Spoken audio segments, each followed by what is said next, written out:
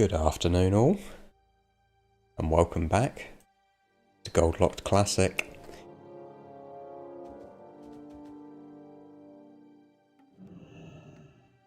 And for those of you that missed the last stream, we have rolled a new zone, and we are here in Westfall. Iconic classic zone, and we've got to collect 175 gold. How are we all doing? We've got Zeth, welcome. Big Burrito, hello. Ragucci25, hello. How's it going? Yeah, you're right, Zeth. We have got, very exciting over on Twitch, we got some custom sub badges by popular request. Made them this week on my commute, and they're based on the classic PvP ranks, and they go up each month that you're subbed, which are pretty cool. So obviously that's retrospective, so some people have got some higher ranks already, which we love to see. Ragucci literally just stumbled in. What is Goldlocked? Oh, what a great question. So Goldlocked is we start a fresh character, or we started a fresh character a few months ago in a starting zone, and to progress onto the next zone we need to collect an increasing amount of gold. So we started off in Dunmorrow and we had to collect 25 gold, and this is classic, which has now progressed to TBC. So 25 gold's pretty tall order in a starting zone in classic. We can sell on the auction house, just can't buy anything off the auction house, so we can't do any flips. We've got to gather everything ourselves, either from mobs or from professions. And every zone we unlock, the amount of gold we need to get goes up by 25 gold. So because we're on zone 7, we've got to get 175 gold in Westfall. And that's what I'm doing today.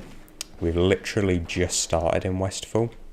We did a little bit of an explore the other day on stream, but other than that, Westfall is still very much unexplored for us. So we've got a long way to go. We've got about 1 gold in the bag at the moment.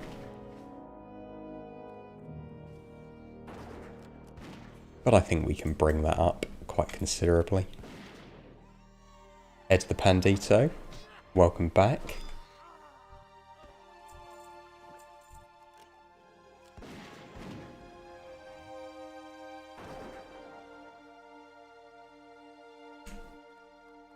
So yeah, how are we all doing on this fine Thursday afternoon? Or morning, or evening, depending on where you're tuning in from.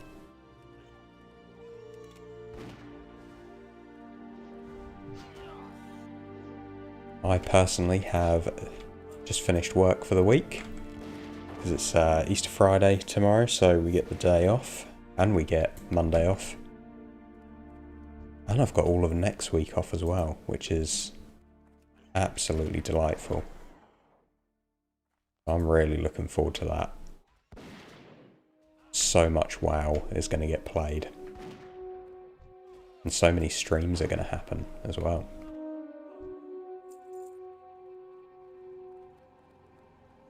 I'm kind of splitting my time at the moment between this and playing a bit of hardcore as well. So we'll do some hardcore streams next week as well.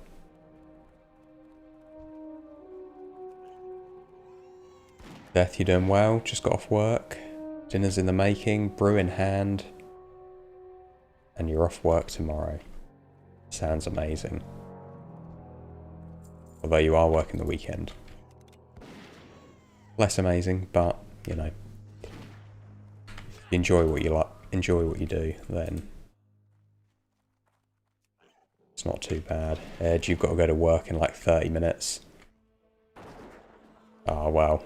Glad you could hop in and join us before your shift.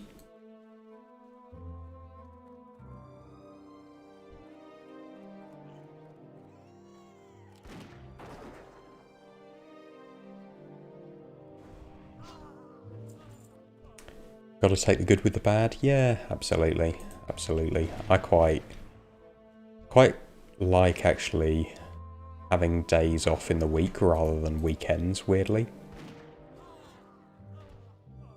Because when you have like a Monday or a Friday off, it's just a bit more relaxed. You know, everyone else is working, you don't feel like you've got to do anything. You can just chill out. Whereas weekends, they have a tendency to get a bit hectic. For me, anyway.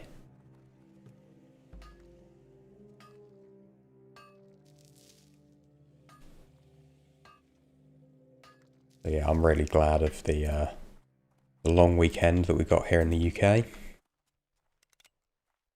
4 days off for most people. And it's nice because everybody's got that long weekend as well.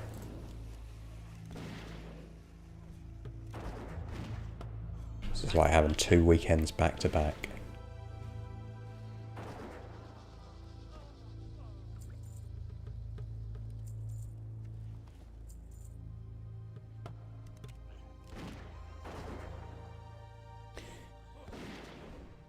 So yeah, do you have much planned with your day off tomorrow? Or are you just chilling?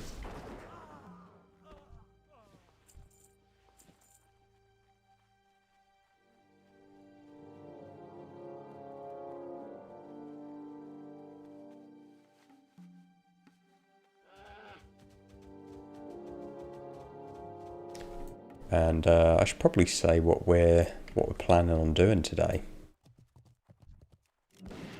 We've got a few farms in mind that we're going to do here in Westfall. Mostly farming gear, which is something we haven't done too much of recently. But there's quite a few rare drops here in Westfall. The first one, which is down here, is a drop by the Murloc Oracles, and it's the Foam Spittle Staff, which is pretty rare in Classic. I think it's got about 1.4% drop chance.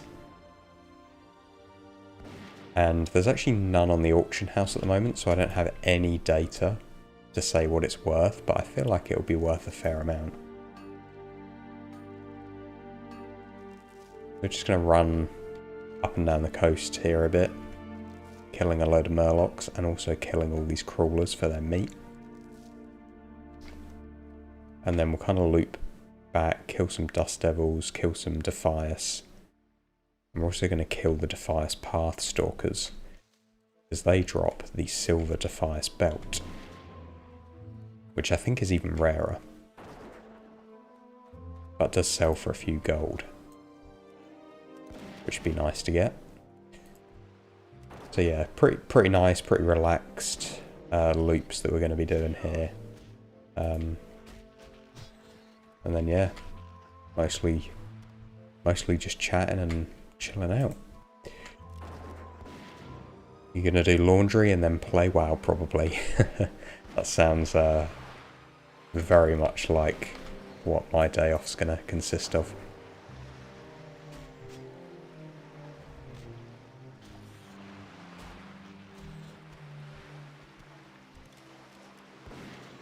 I have to say, I think I've said this before, laundry is my least favourite chore of all the chores.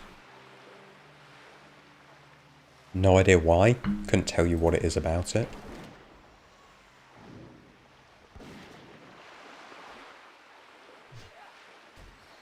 Like, doing something like washing dishes, absolutely fine.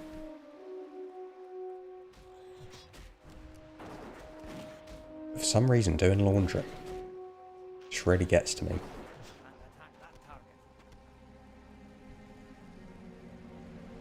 Stayed with a friend in America a few years back, and they have these huge, like, top load washing machines and tumble dryers. And the whole laundry process took like 30 minutes. It was ridiculous. I can't believe my clothes didn't shrink. But that is the dream I hope to one day live out. To have one of those big, probably horribly energy inefficient washer dryers. And then laundry will no longer be the bane of my life. Ed, you glad to have tomorrow Saturday off? Yeah. I don't blame you. Just one more shift to get through.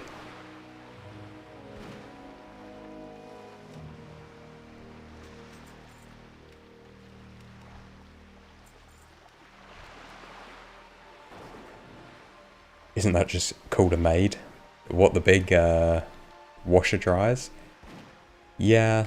I mean, they're probably cheaper, right? Well, I don't know, actually. Maybe the amount of energy they need, it probably would be cheaper to have somebody just come in and do it. Especially with the price of energy at the moment. Oh, Ed, you have one? They're pretty nice, but they pull a lot of power. Yeah. Yeah, I can imagine.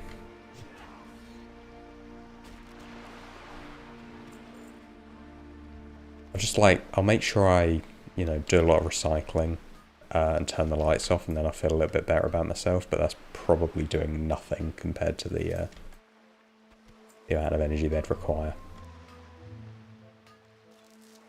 But I don't know, I think some conveniences are worth it. They pull a lot of power, what, the maid?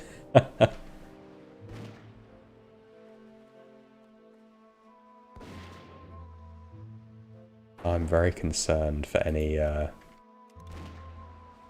household help you might have.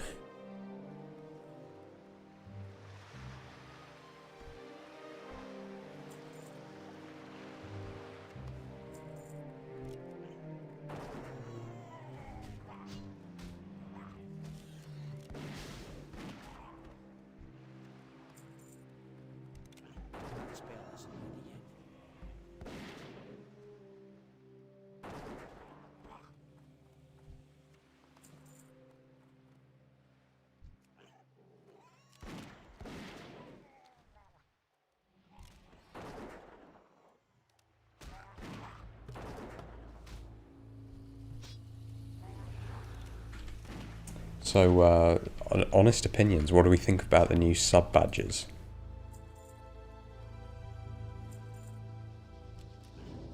I gotta say, that's probably the extent of my artistic ability. Was just like doing some little pixel art insignias.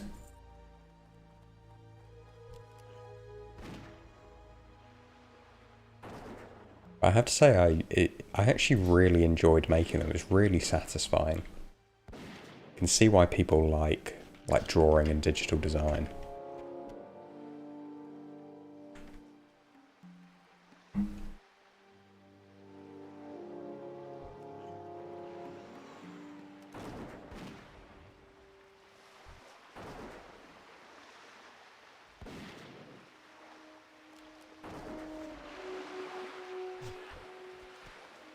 Can't complain, fits the channel, you'd say. Yeah, I wanted it to be kind of WoW related, and I was like, I don't know what. I suppose you could have like different ores or something. Trying to think what you could have a variety of that would get like objectively better to recognise those that have subscribed for longer.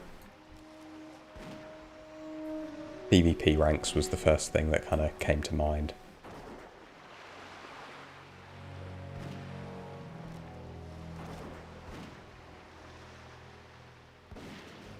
Edge, can't wait to get your shaming to 40 for dual wield. And you think they look nice.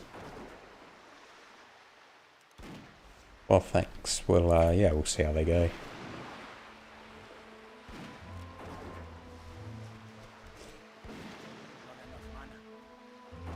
So you, if I remember correctly, you're playing TBC, right?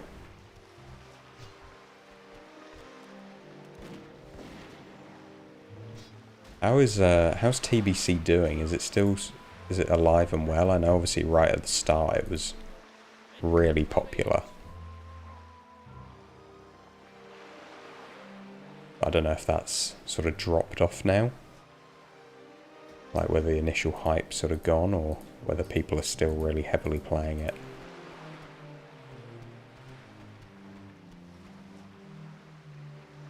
You know what we need? We need a macro.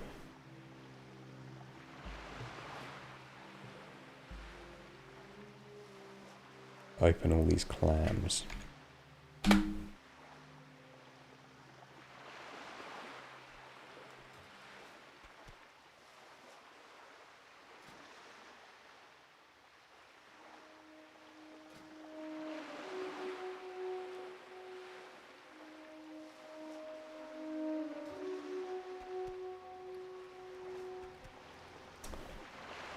Still pretty populated. That's good to hear. That's good to hear. Because obviously I see some people leveling because I'm in TBC as well. And obviously I see people in the capital cities, but because I'm not playing in Outland, that's where the majority of the player base is going to be, right? That's good. I'm glad to hear it. TBC was always my favourite expansion. So, kind of sad to not be playing it this time round, but got to prioritise the challenge.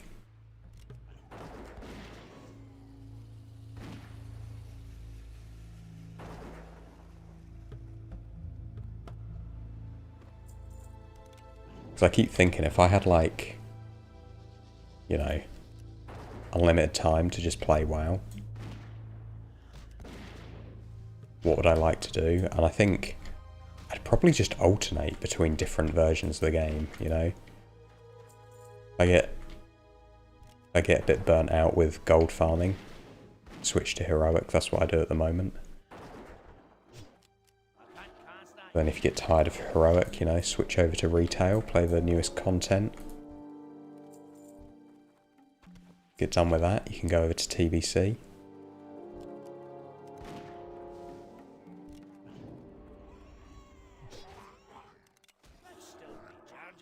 It's mad to think that a few years ago there was only one version. You played retail or you just didn't play.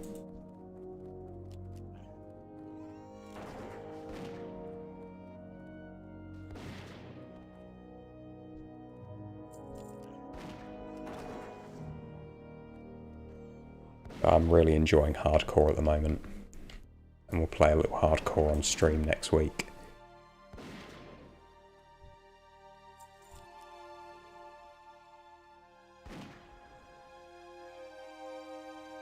Oh, you never got to play TBC originally? Because you started near the end of Wrath? Oh wow, so this is a whole new experience for you then.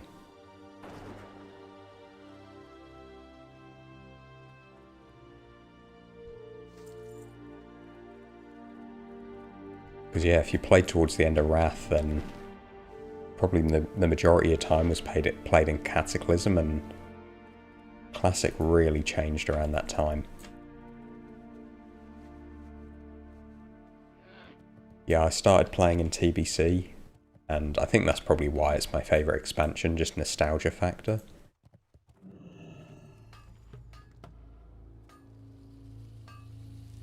Draenei Mage, that's my first character, and oh, I absolutely loved it. It's kind of, I think that's why I kind of like this challenge so much, because I just spent so long just exploring each zone. Wasn't really thinking about endgame or anything, wasn't even really aware there was an endgame. Just kind of thought, you know, the game that was presented to you was the game. You know, you run around, you do quests, you kill stuff, you level up. And that's what I like, that's my favourite part of the game. So yeah, doing this and playing hardcore, that really brings that part of the game into focus for me.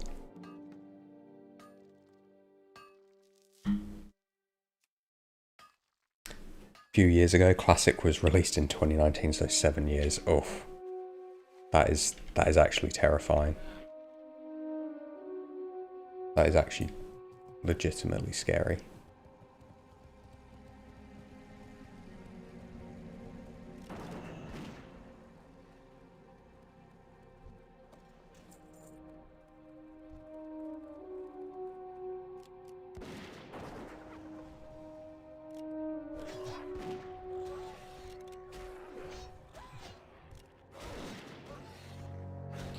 You're loving TBC so far? Well, that's great to hear. I do think it's still got all of the, for me, the feel of proper classic. I don't feel like anything really changed in the, 1 to 60 leveling journey. But obviously you just got more content to play through. And I do feel like the end game at TBC was just a bit more fleshed out, which if you're an end game player is great.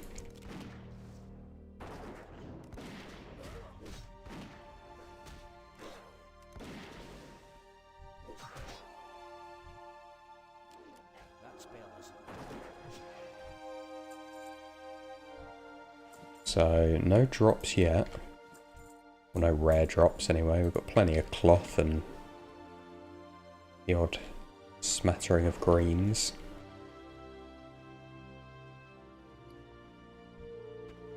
Loads of clam and crawler meat, which is good. Open a few of said clams.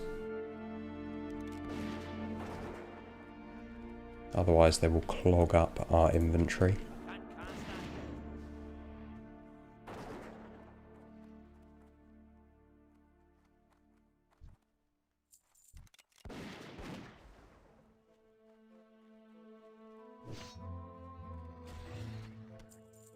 And while we're here, we'll just kill a load of gnolls.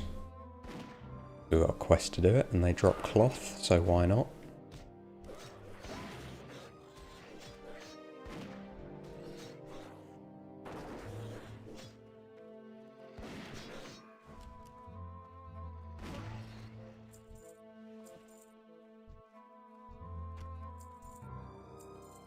I have to say, I was a little bit, if I'm being honest, I was a bit low-key, not disappointed, but not fully.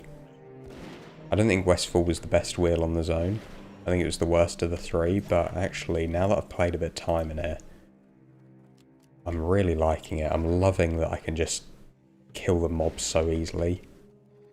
Like, it's making the farming go so quick. Whereas, like, a few levels ago in Duskwood, when we're killing Worgen, actually took a considerable amount of time to get some kills on them, so...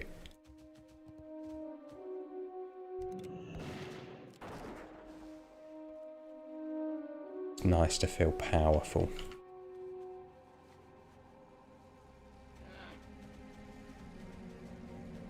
Right, just need one more null paw, so I might as well get that while I'm here.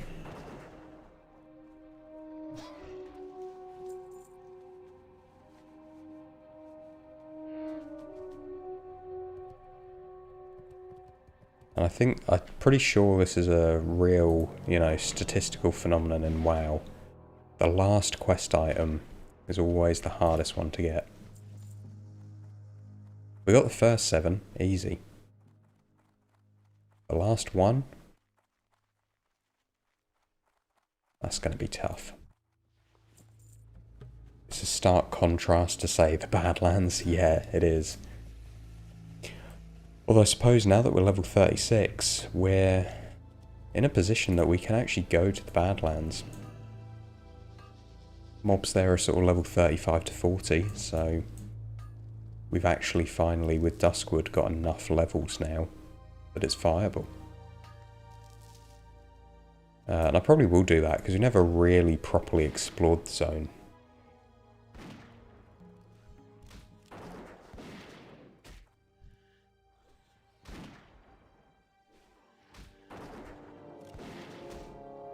Pot black, that seems to be true. What about the last item? Yeah. I'm sure it's like some sort of gambling machine, You feel like it's just there, so you keep playing.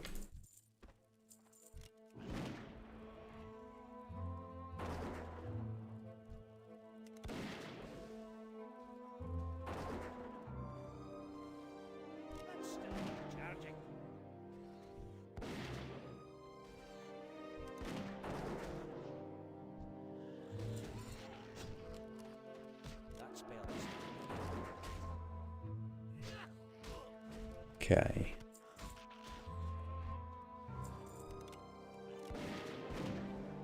Be good. Wish I'd put my kill tracker on. Would have been good to know, because I reckon. So statistically, we should kill about 70. About 70 of these oracles, and then they'll drop the staff. Is the theory.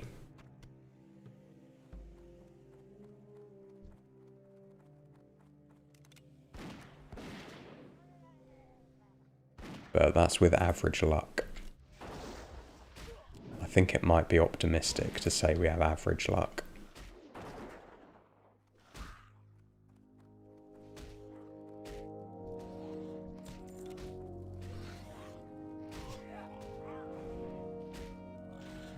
Now, the one downside, of course, to killing all these mobs is we do not have anywhere near the bag space.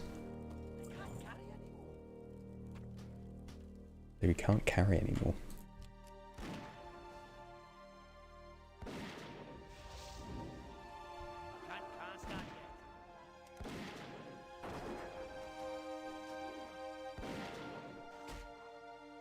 So we're going to have to prioritise.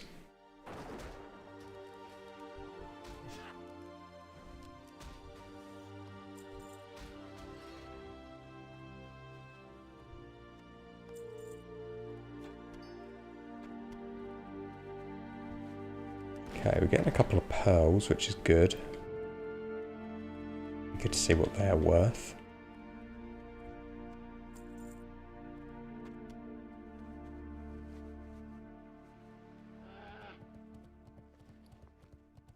Right, let's get rid of some milk, minor mana potions. Any greys can go. We'll of course keep green items, because we can either sell them on the auction house, or we can disenchant them.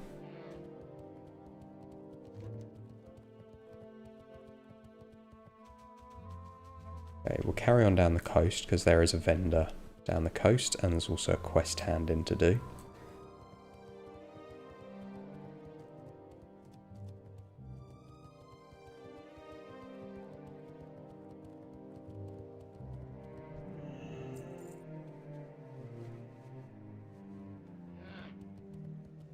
So for those of you that missed it on the intro, we're farming for a couple of items today. We're farming for the Foam Spittle Staff, which drops from the Murloc Oracles. And I'm also occasionally going to kill the Defias Pathstalkers, because they have a chance to drop the Silver Defias Belt.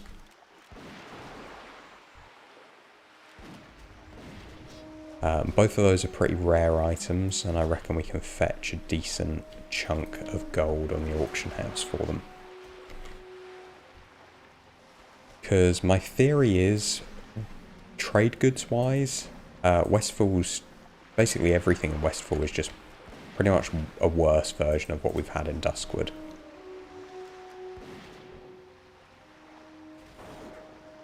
So I don't know that there's much point in farming trade goods. Obviously I'll pick up, like here, I'll pick up the copper veins when we're nearby, because why not? But what we really want, the big impact things are going to be transmog, I think. Transmog and cloth. And stuff like clam and crawler meat as well. Crawler meat seems to like be really expensive on the auction house. I'm guessing it's used in a cooking guide somewhere. That would be my guess. That's why there's such a demand for it.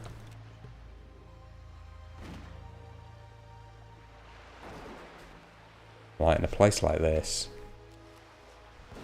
I mean, we could just infinitely farm them if we just wanted to focus farm crawler meat.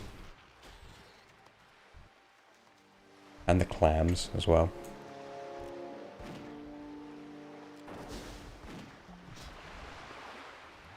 So they're not bad little thing to loot. Ooh, blazing wand, nice. Problem is the clams are quite tedious. We have to open them one by one.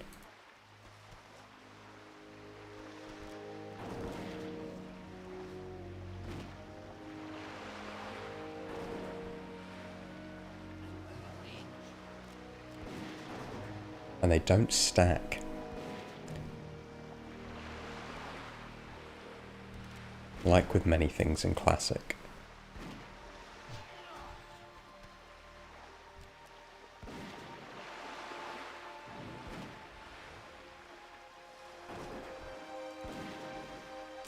But in a way that's good. The more inconvenient these things are to farm, the fewer people will farm them.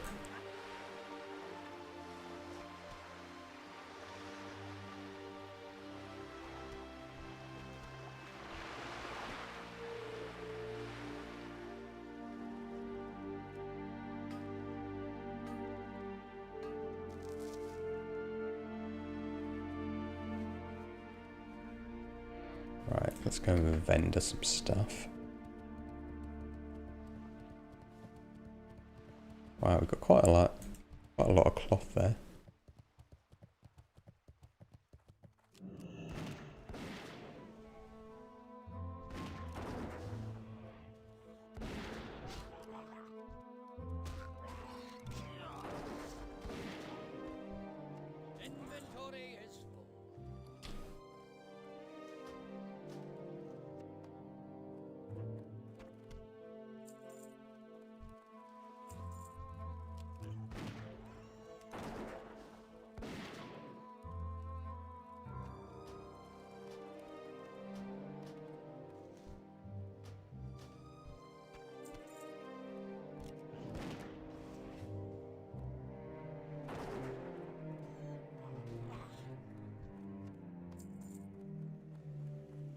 So the other good farm, of course, we've got is the dead mines.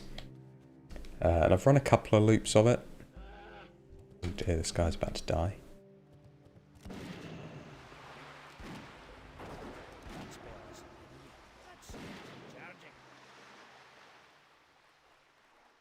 My hardcore instincts coming in there. But dying, to be fair, in TBC is pretty inconvenient. There's long corpse runs.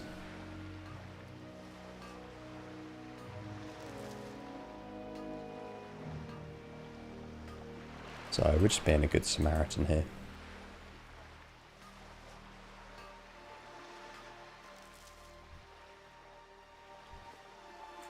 Right, come on, staff. I've been searching for a few days and there's been no foam spittle staffs on the auction house. So I'm going to just put it up if I do get one for like a ridiculous amount of gold. And just see if it sells, because it is pretty rare. That's if we get one.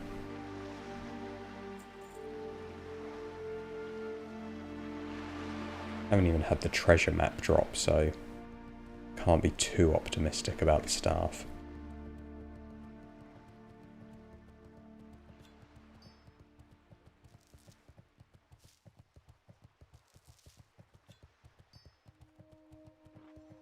I'm just going to move up anything we're definitely going to keep.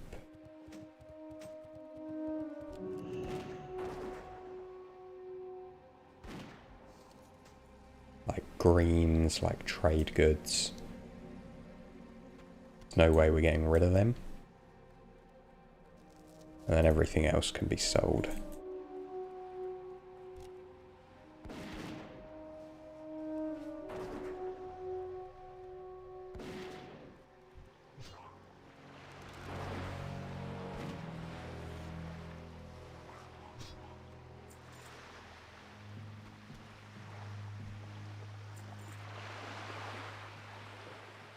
I haven't actually checked our mailbox yet, because I did buy a load of recipes from one of the vendors here.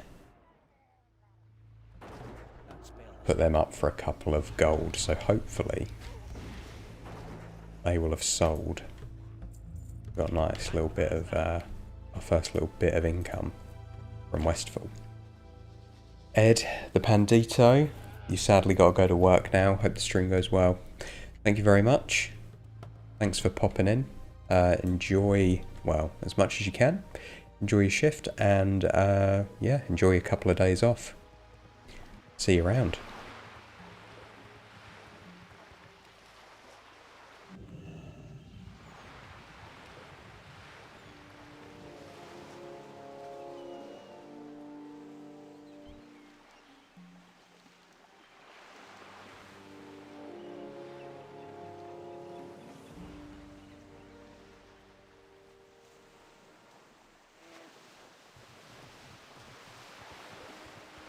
Right, I've just seen something. Swift Thistle. Loads of them are selling for about 30 to 50 silver a piece. That's ridiculous. Like, that's absolutely insane. We don't have herbalism at the moment, but might be worth getting it, because I think Swift Thistle grows in Westfall. I think there's Briarthorn and Mage Royale. It might be worth it, because we've got skinning at the moment, but we're not going to do a lot with skinning here. A lot of light leather, which just isn't worth farming.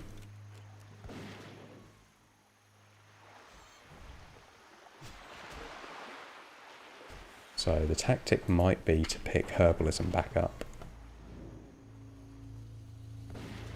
Yeah, look there, Mage Royale. Because if Swift Thistle is 50 silver a piece, we don't need that many of them for it to make quite an impact.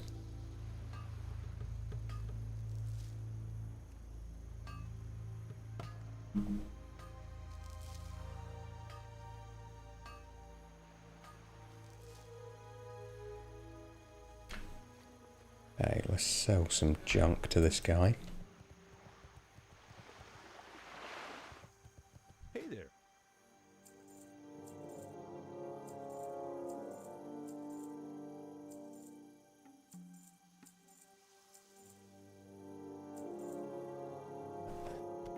Hasn't helped too much with our bag space issue, Have a good one.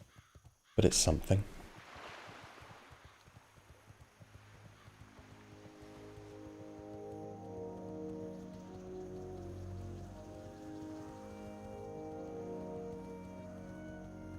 I think what I'll do while these guys are respawning is I'll do another loop of the Defias. Get a couple of quests complete. And then I can pop back and send off all my items to my banking alt or to my auction house alt. Because we got pretty much the biggest bags we can get at the moment, which is 3 12-slot bags. But they just fill up so quickly, it's ridiculous.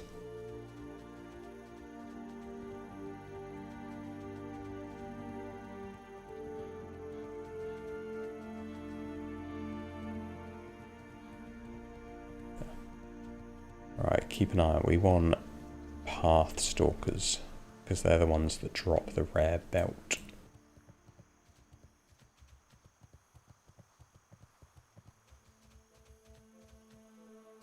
Problem is, these are quest mobs, so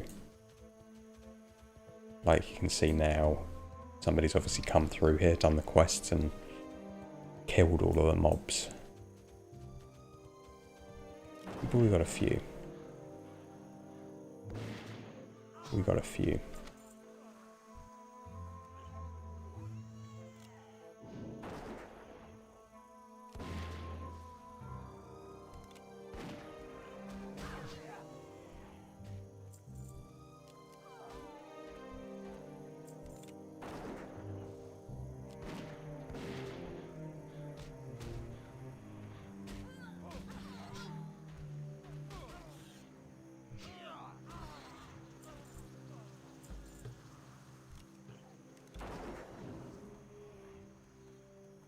It might be worth just killing all of these actually for their cloth drops.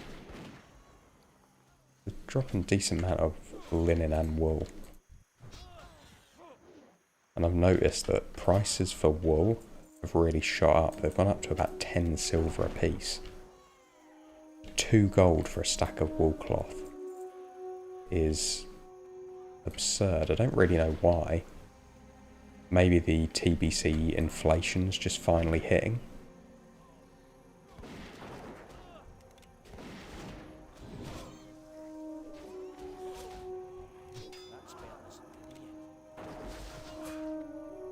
I think we've always known that's coming. The sort of general inflation, like the value of everything just going up and up. So I need to kind of be conscious of that. If it gets too crazy, and the gold goals get too easy, then I might have to adjust them. But at the moment it feels about right. Especially because we're not always going to get higher level zones.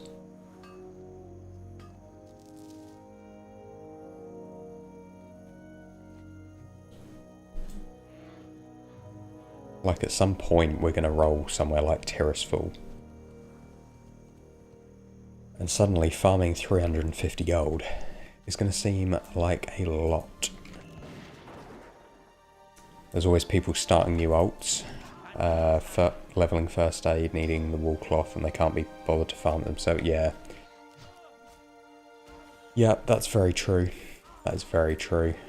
I think we make the vast majority of the gold in this challenge off the laziness of others.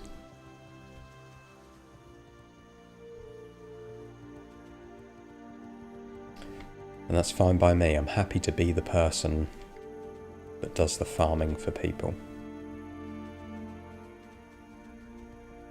I mean, linen cloth has not gone up at all. Which, if it did, that would change the whole challenge. Because we got so much of it. It's so easy to farm. I guess that's why there's not the scarcity. We got loads of stuff. We'll sell all of this, send all of this on.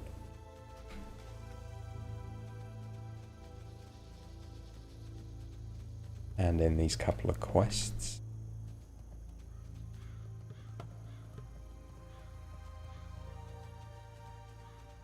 Then we'll be fresh for some more loops. Can I help you? See you around. For the Alliance. I love that you still get such a token amount of experience for these quests. I reckon once I've completed all of Westfall, I'll maybe be 10% of the way to a level 37. Which is better than nothing. Right, let's send off anything worth sending off.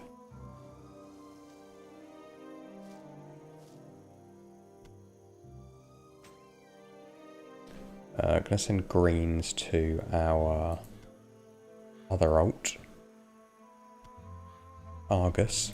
Same with our cloth, because he is our tailor and enchanter. That's probably about everything for him.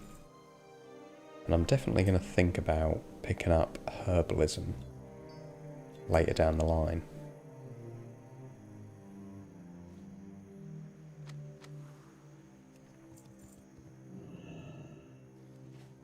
I buy and trade. Me too. Be careful. Okay, bags emptied. And we carry on. Take out some of these Defias here for this quest as well.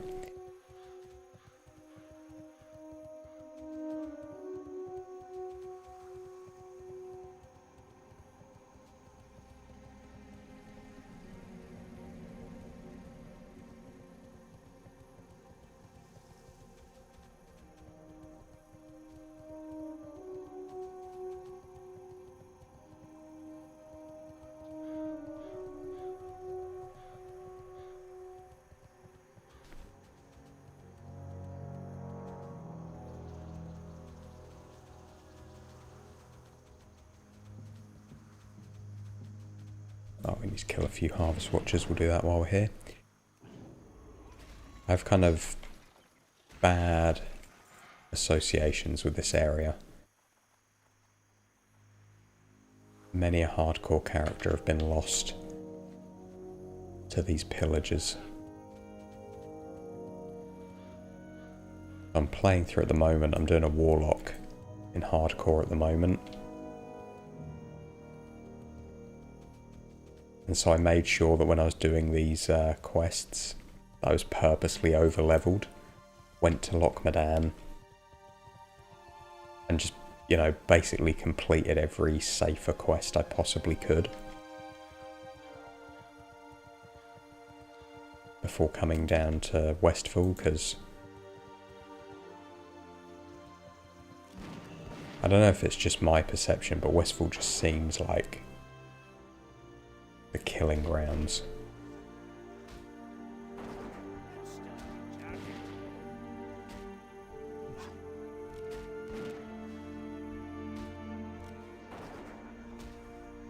Oh, there's so many oracles here. This is fantastic. We're going to get the staff now, I can feel it. Foam Spittle Staff, 1.4% drop rate.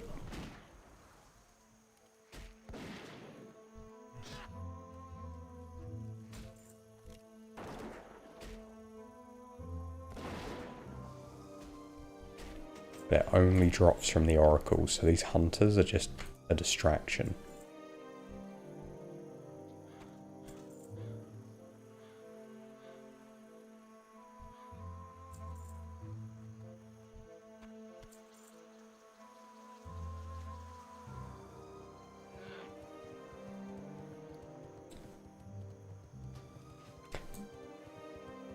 Zeth, the biggest grind you've done in WoW was probably when you were pig-headed enough to do the full Thunder Fury quest line on your own, farming all the mats for it. I mean, that is one heck of a grind. Did you do that during Classic? Or did you kind of do it afterwards, like retrospectively in a later expansion? Not that I think doing it, I mean, obviously doing it now, you can speed through the content, but even so, doing it in retail is not easy.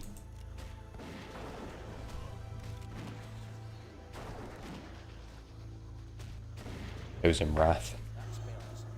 Yeah, that is dedication to the grind right there. I mean, an iconic weapon. Well worth it for the bragging rights. Mining up all those arcane crystals, yeah. Oh man, I can't wait till we get zones like Winter Spring and we can farm arcane crystals here. Because they are going to sell for just crazy money. We would get that 175 gold in no time at all. In a single farming session, for sure.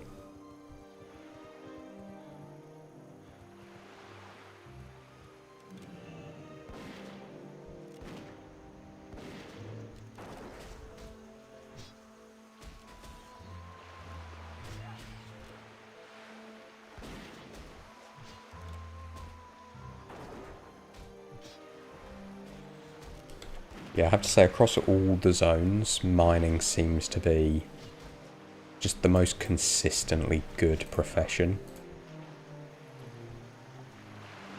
Herbalism has huge variation, but mining, even before we get to those high level zones that we're just talking about, crazy money. I can't believe that steel bars are almost 1 gold a pop.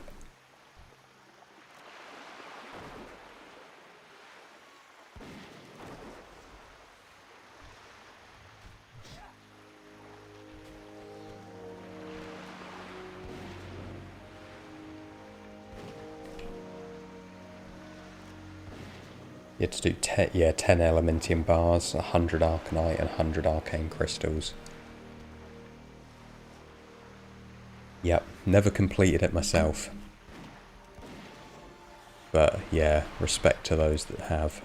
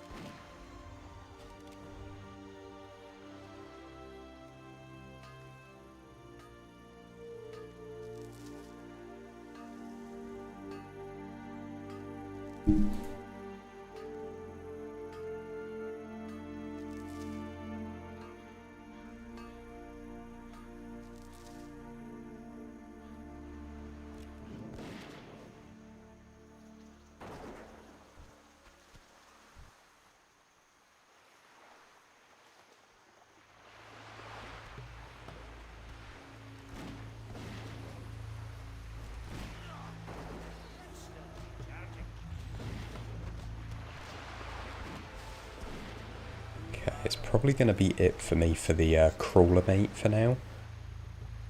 I'm going to stick all the stuff I've got on the auction house and see if it is real value. Because sometimes you get a value in TSM, but that doesn't mean that's what they actually sell for, so... We're not going to spend too long out of our planned farms. But we've probably got like, I don't know, 30 or 40 of them, so enough to get a good sample size.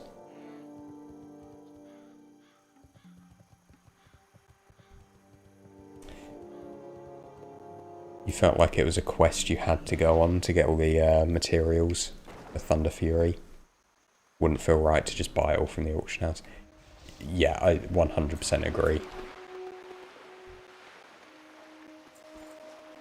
Yeah, epic gear has to come with an epic quest.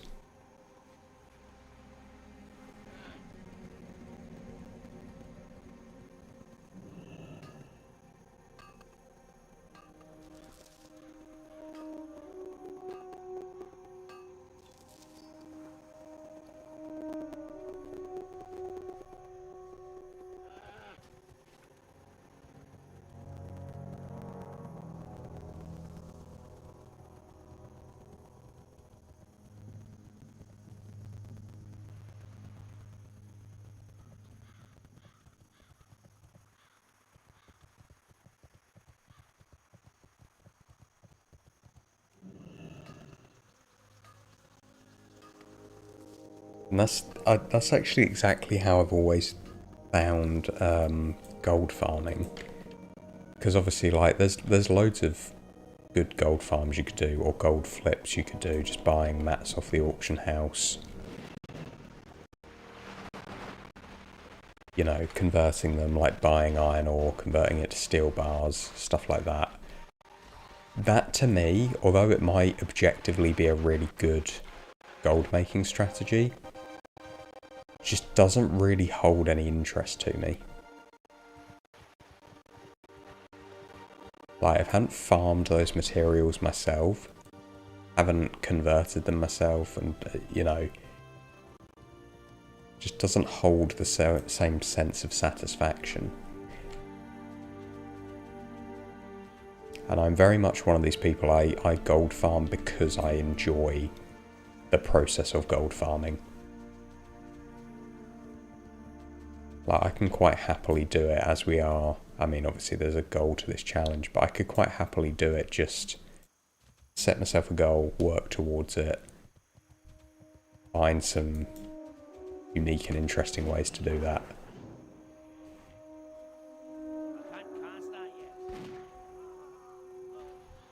Doesn't really matter if there's more like theoretically better ways or faster ways. I'd much rather do the fun but slower way.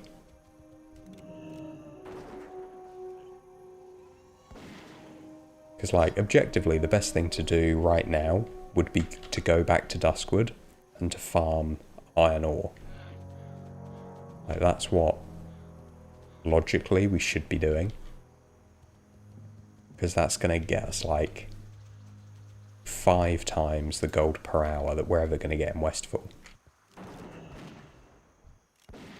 But I've done that. I've made that gold. You know, Duskwood's complete in my mind.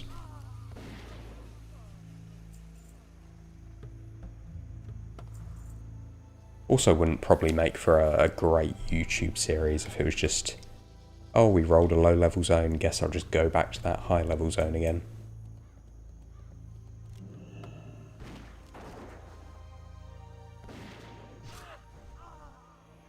What I was thinking about the other day though is I don't know at what expansion, well, I don't even know if these TBC servers, if they're going to keep progressing. So are these servers going to become like Wrath of the Lich King, Cataclysm, etc. servers? Or are these just going to eternally be TBC servers? Because that really changes things. But I actually don't know the answer. I don't know if Blizzard knows the answer, to be fair.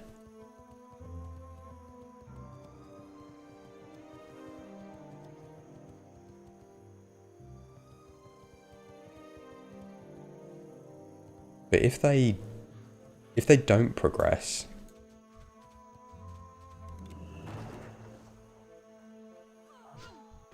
I have to confess I'm worried about the population of the server decreasing.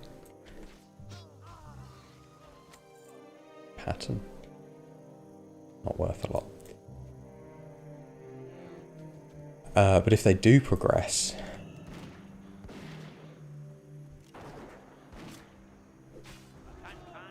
be interested to see if they introduce the WoW token.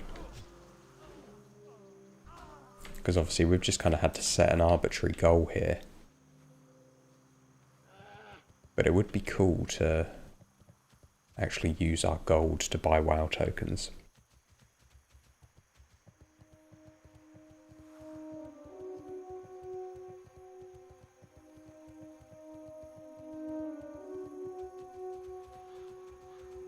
Only time will tell, I guess. Yeah. It would be really interesting. I think there's a demand. I think a small portion of the player base would want permanent TBC servers.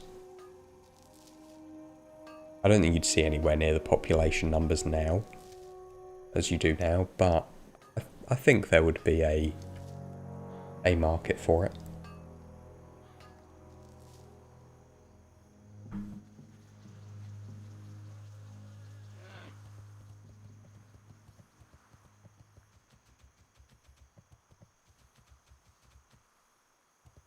Because I can't imagine, I mean I could be wrong, I can't imagine,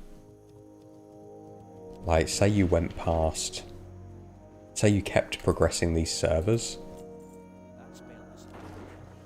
and what, you're going to have one that's in, you know, Warlords of Draenor, one that's in Wrath of the Lich King, and you're going to always have one that's like 4 expansions behind,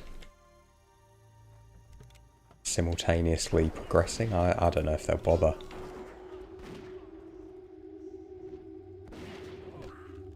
I mean, selfishly I hope they do, but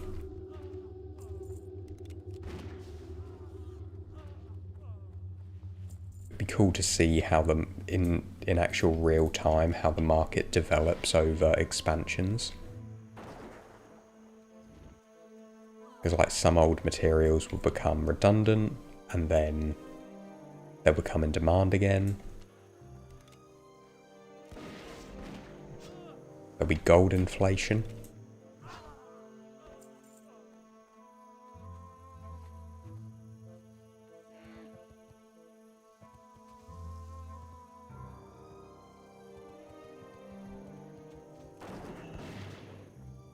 But then Cataclysm obviously would fundamentally change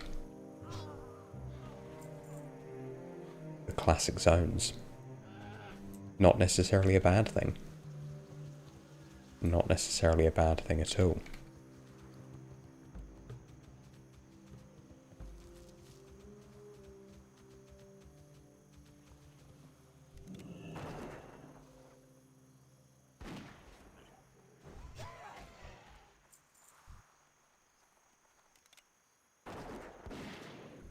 we shall see. But I think we've got a good amount of time.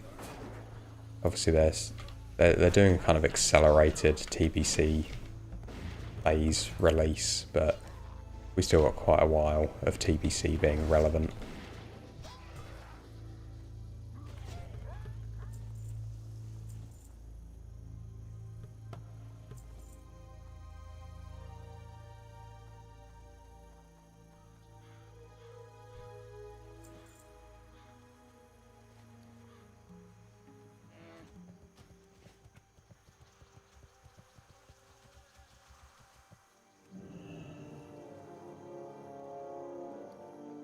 I think humanoid cloth farms might be the way to go, you know. Because they're dropping big. Like 2 or 3 linen cloth or wool cloth on most kills here.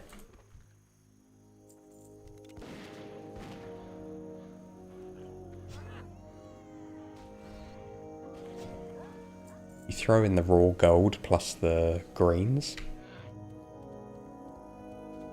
It's not a bad little farm. I know there's loads of gnolls around here as well.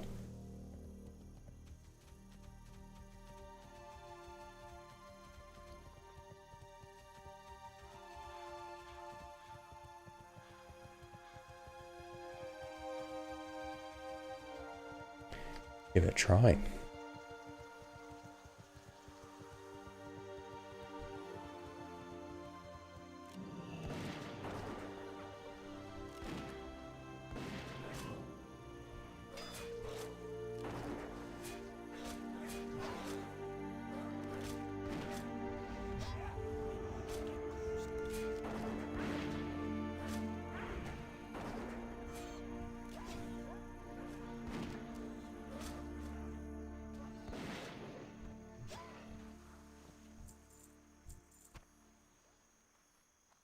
Wonder what level we need to get to where these guys we can actually one-shot them.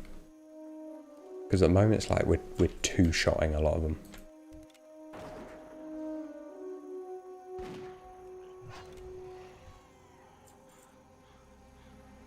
Which is fine, it's still pretty quick, but it'd be nice to just be able to go in,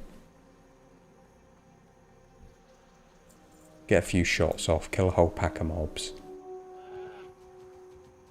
Loot, rinse, repeat.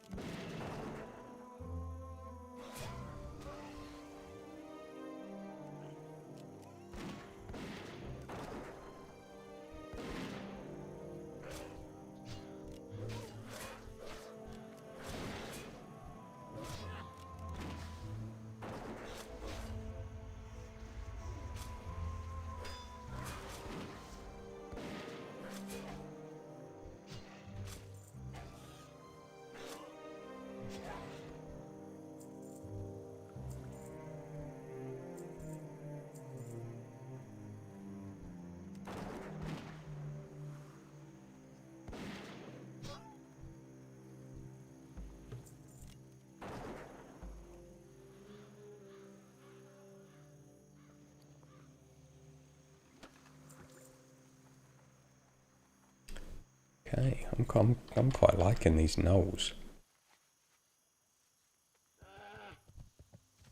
Because you think every wool cloth we get in our bag, that's 10 silver.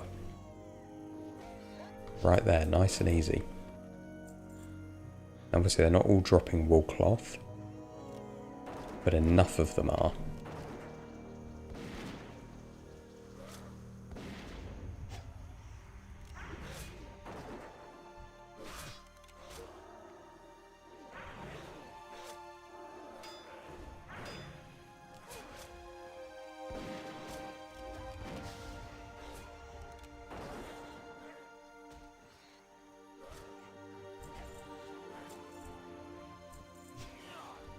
And there's also loads of treasure chests.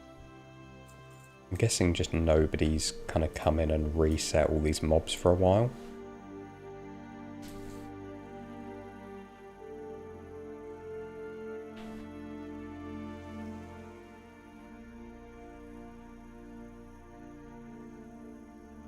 I have a feeling that once we put all this on the auction house, we're going to be looking at a nice healthy little haul.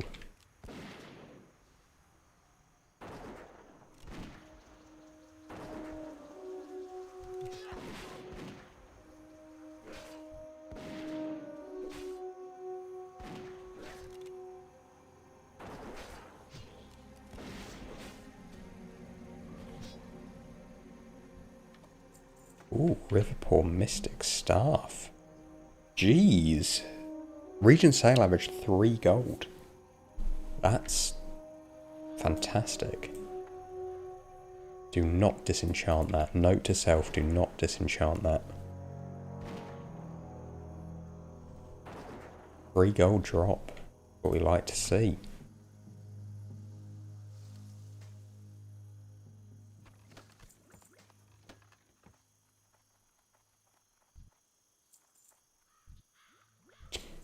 And I'm going to guess Riverpool Mystic Staff. I wonder why that didn't come up when I was doing my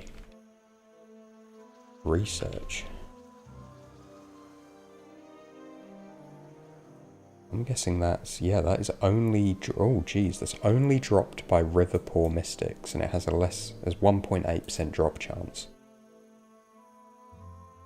Fantastic.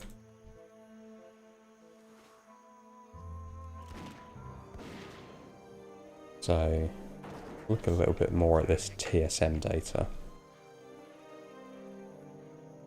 Region sale rate, 0.5, okay. There's currently one up for 5 gold. Nice. Didn't even know that was an option. I thought we were just out here farming cloth.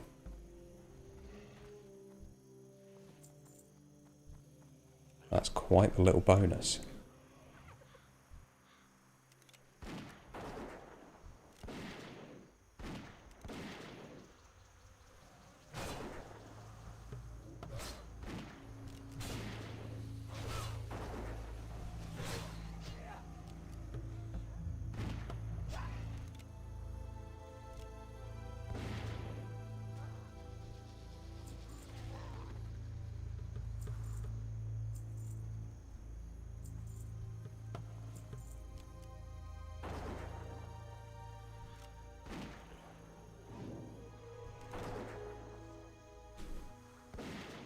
Well, now that I know they drop this,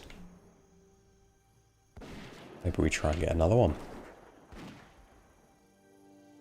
I think we might have used up all of our luck already, but you know. We're here killing these guys anyway. Oh, Mosser Gate. Love to see that. What are they selling for now? 50 to 80 silver?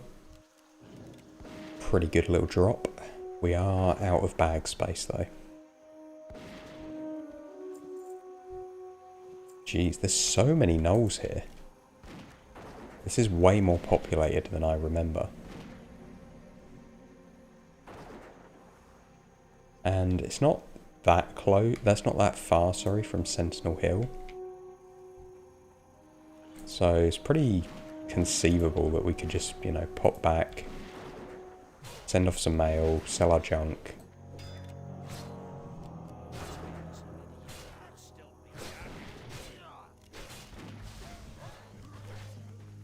Because what I normally do is when we're on stream, I just kind of run about, do some random farms, and then off stream I'll actually, like, you know, clear my inventory, start a timer, see how much gold we can actually pull in a certain amount of time to get some reliable gold per hour numbers. So, really just getting inspiration here, but we're going to get quite a significant amount of gold just from these random little things that we're doing as we run around Westville.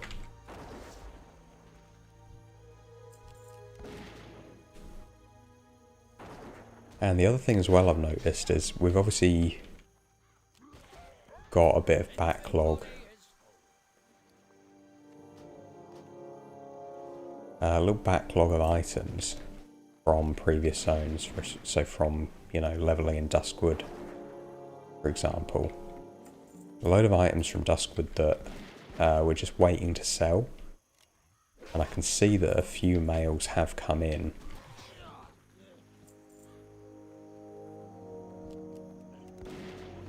So I think once we add all this Westfall stuff to the mix, we could be looking at pretty good first mailbox clear.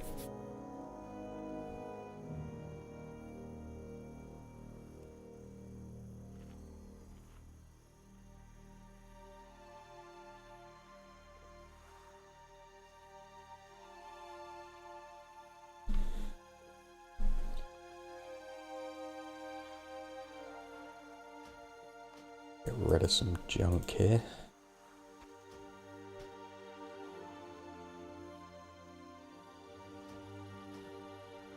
I need a target.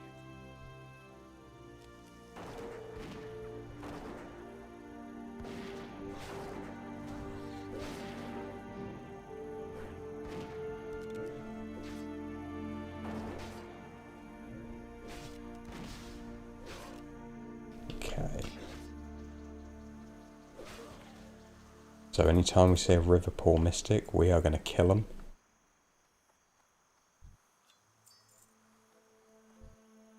Because we've basically got a 2% chance at 3 to 5 gold.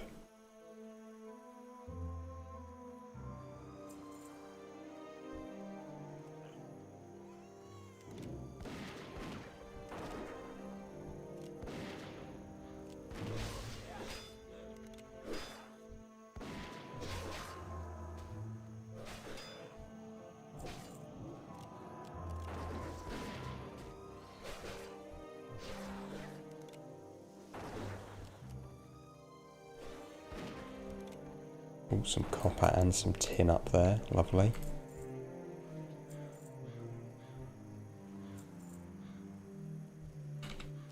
I've noticed copper ore prices have gone up, sort of doubled in the last couple of weeks, which is great.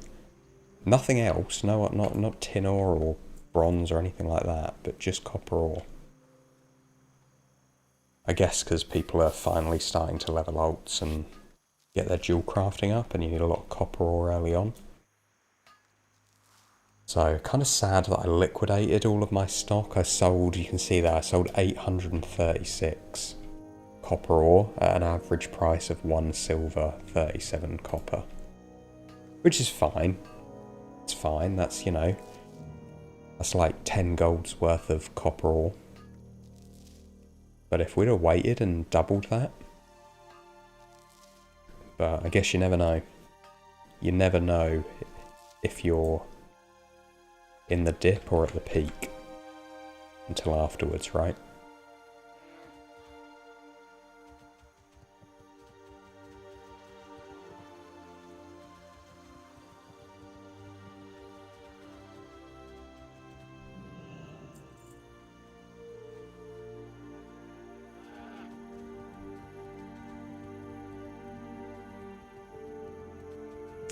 Isn't that just part of the fun though? Oh, absolutely it is. Absolutely it is. Thing is, yeah, if you had perfect information, the game would just be too predictable. It'd be so obvious what you need to do. But when you don't know, when you're, you know, dealing with what is in effect a real economy, well, it is a real economy, you know. People have the ability to influence prices, trends.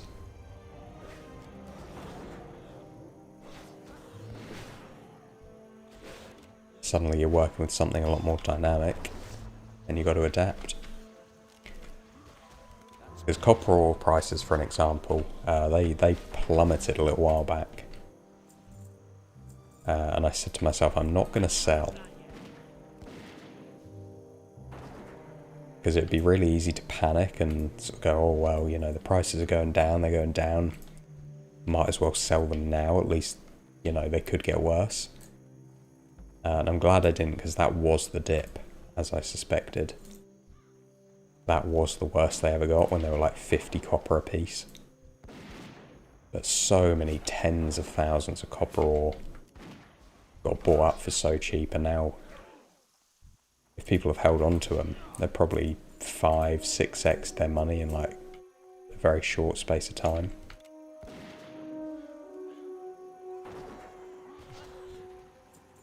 Fascinating. You write whole essays on the WoW economy. And what's hilarious is, with anniversary servers, like, all of this has happened before. Not just once, but twice. You know, obviously original TBC release, and then, yeah, the, you know, classic TBC release. People knew what were going to happen to the prices, and yet they still panicked.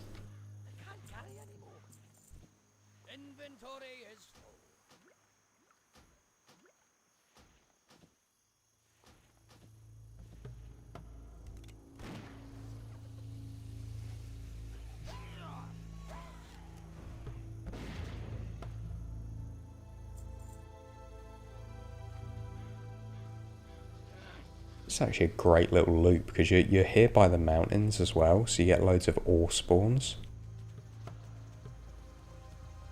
You got treasure chests, you got groups of sort of 5 enemies at a time. We got a rare drop in the mix. Plenty of cloth, plenty of raw gold. Loads of greens.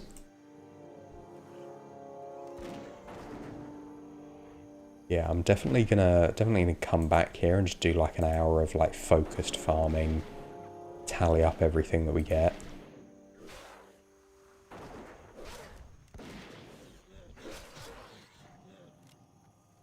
But I think this is going to be like surprisingly lucrative.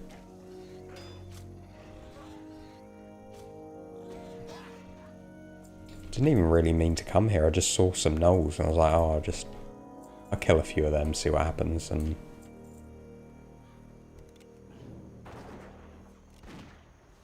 here we are, like half an hour later, with a rare drop. Absolutely crap tons of cloth.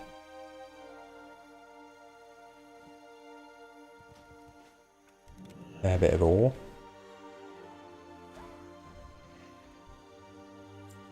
And we've learned something very valuable.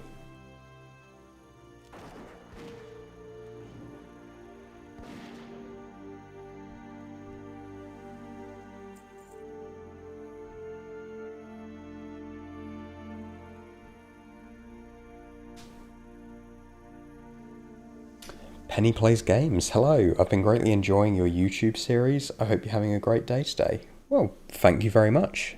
I'm glad you're enjoying the YouTube series, and I am having a great day. I'm having a great day, thank you. We're just chilling out, playing some WoW. I've got some time off work, so I've actually got 9 days off work now. So, yeah, things are coming up aces. But yeah, glad you're here. How are you doing? And I'd be interested to see or to hear how you came across the YouTube series. Was it just sort of a chance encounter, recommendation?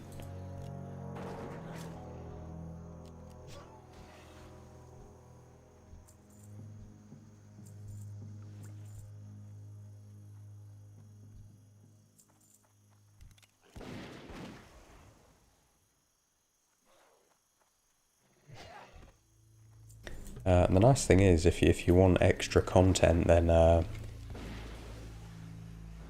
put a lot of our live streams into like a YouTube playlist as well.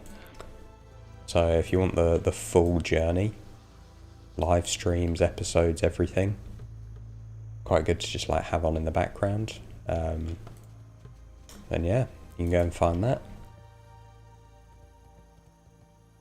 There's pretty much anything we do on Goldlocked, I keep on the YouTube channel. There's very few things, like, for example, next week I might play some hardcore, so I probably won't put that on there, but anything Goldlock related.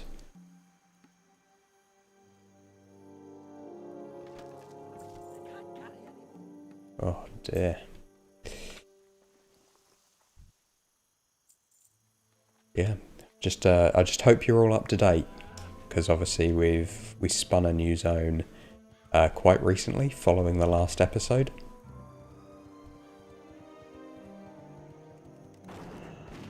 As you can probably tell, because we're not in Duskwood anymore. Although we haven't gone far, it's just there. Those tall, ominous looking trees in the distance.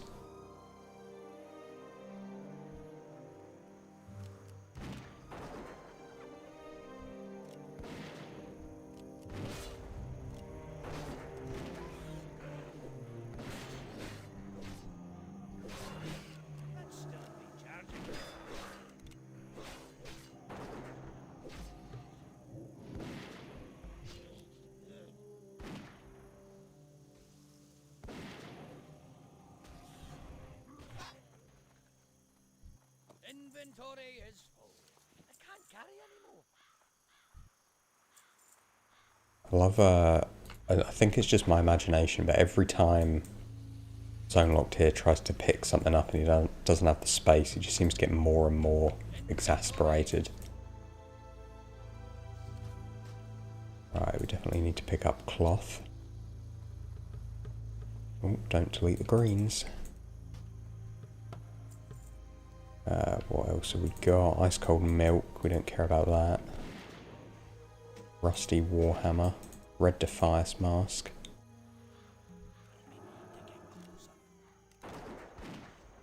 Lesser healing potions. I've only got one hop. How much gold do I need for this stage? We are up to 175 gold needed. We need to get 175 gold in Westfall alone. So yeah, it goes up by 25 gold each time, as you may well know. So this is zone 7. Yeah, 725s are 175. Even though I know that number, I still, for some reason, have to do the mental maths every time I say it. Because I don't fully trust myself. Yeah, 175 gold. This is really only our second proper day of farming. Haven't done too much offline in the few days between streams. But plan to do a fair bit over the next week. Just kind of getting an idea at the moment of what farms are good in Westfall. Where we should be focusing our time. And I'm not really like tracking gold per hour or anything at the moment. Just having a play around. Doing a few things that sound like they would be good ideas. And then I'll come back later with a proper, timer and a spreadsheet.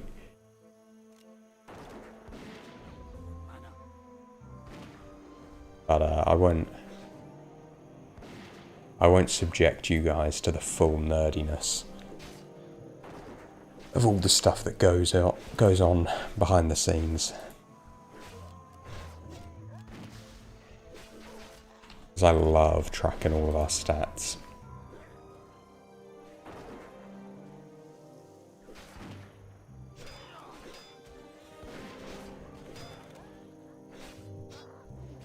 But it's quite helpful, like, especially for, say, professions, knowing what items, if any, to craft. Because I know obviously TSM has a sort of built-in feature that does that, but it's nice to be able to kind of dynamically do it when you don't currently have the profession. You just put in a few material costs, work out, okay, should I be Should I be making gear and disenchanting it? Should I be making bolts? Is raw cloth just where the value's at? Because it changes. Changes quite significantly.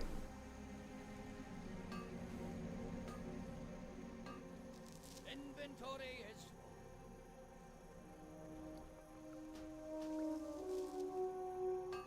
And the one restriction that's being really hard at the moment is not being able to buy off the auction house.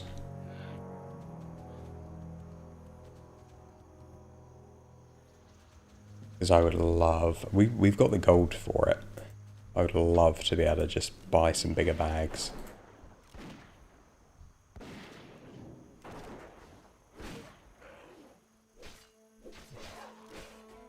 But alas, we either have to make them ourselves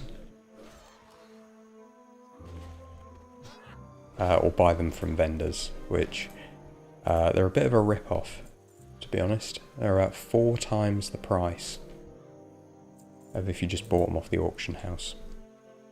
So these 12 slot bags, you could easily... You could very easily buy these on the auction house for like 2 gold probably. But from a vendor, 10 gold. So for these 3 bags, that's like 24 gold. But we've overpaid, but... It's fine, it's all part of it.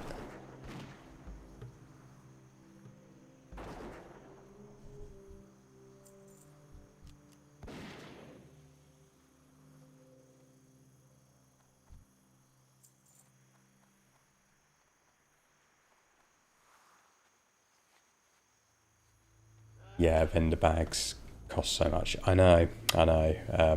Whenever I, so say playing hardcore or whatever, I always just go to the auction house and buy my bags from there.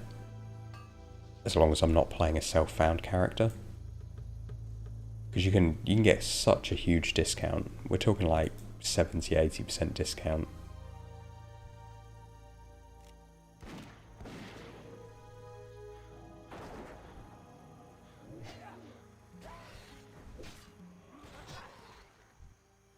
I suppose because people are either obviously like tailoring their own bags and selling them, which is still better than if you sold the raw cloth.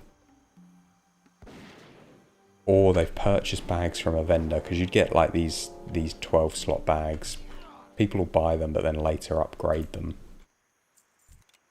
But they're like, oh well, I might as well sell them on the auction house, recover some of that gold.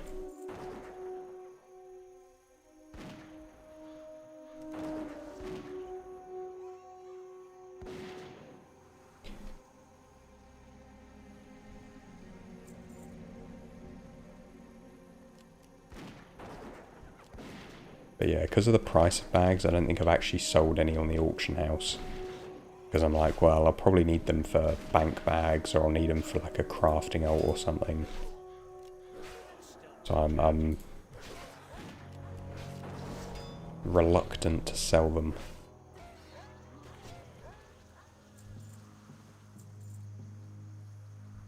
But I am loving my crafting ults at the moment. Just leveling them up. Just leveling them up. It's quite good fun, because, like, for example, I'd never play a warrior, but I'm so glad I did. So glad I picked it for one of my crafting ults, because it's actually been a blast to level, because I got so much green gear that just drops, that he's pretty much got like best in slot gear for a level 20. Because I just got it going spare.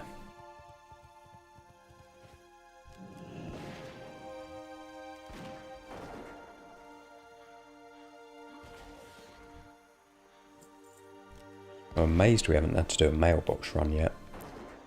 I think mostly because so much of this is just junk.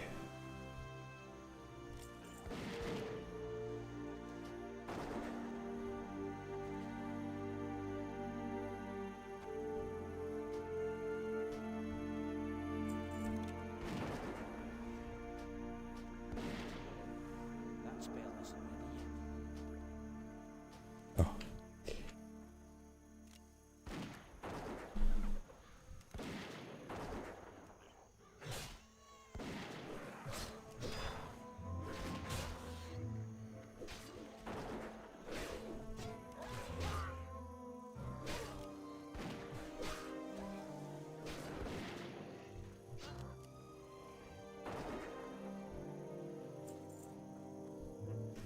Overseer's Cloak. Not worth too much, but probably worth a disenchant.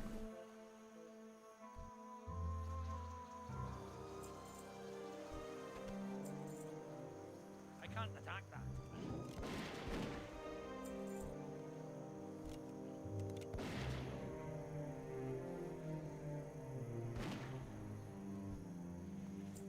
I have to say I'm so glad that we implemented the crafting alt rule. Shout out to Patholerics for that idea. Because it has made all the difference. Like, if I had to keep dropping professions on my main, I think that would just become... Well, a lot of the time I don't think it would be viable. I think it would... The amount of time it would take to relearn professions in Classic, you probably wouldn't bother. Probably just keep a couple of core professions, probably dual gathering, and never really change it, because it wouldn't be worth the time to have to re-level them. But with the crafting alts, it means we can have those alternative professions.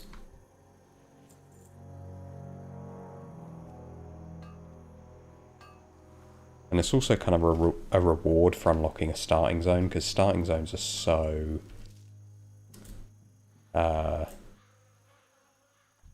low gold per hour.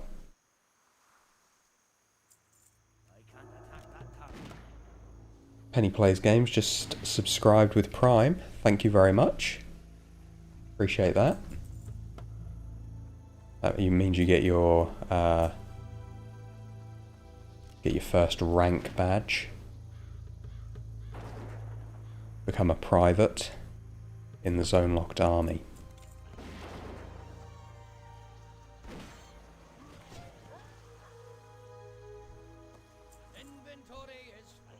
Yeah, you hit the nail on the head there, Zeth. Best thing about these challenges, you can make up whatever rules you want, as long as you stick to them. Absolutely. I quite enjoy... I don't really mind too much what the rules are, but I enjoy like setting a restriction in place early on and then finding interesting ways to play the game around that restriction. Like I've said before, I find this challenge so fun because I would never play WoW like this. I would never spend this amount of time in these low-level zones. But it forces me to. And I love that.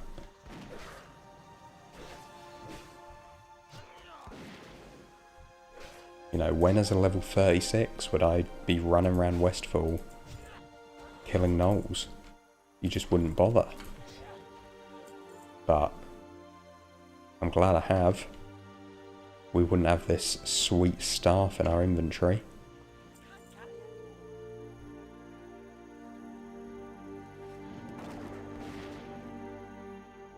Playing a game in a way you don't enjoy just for the sake of some stupid rule, that's just dumb. Oh yeah, absolutely.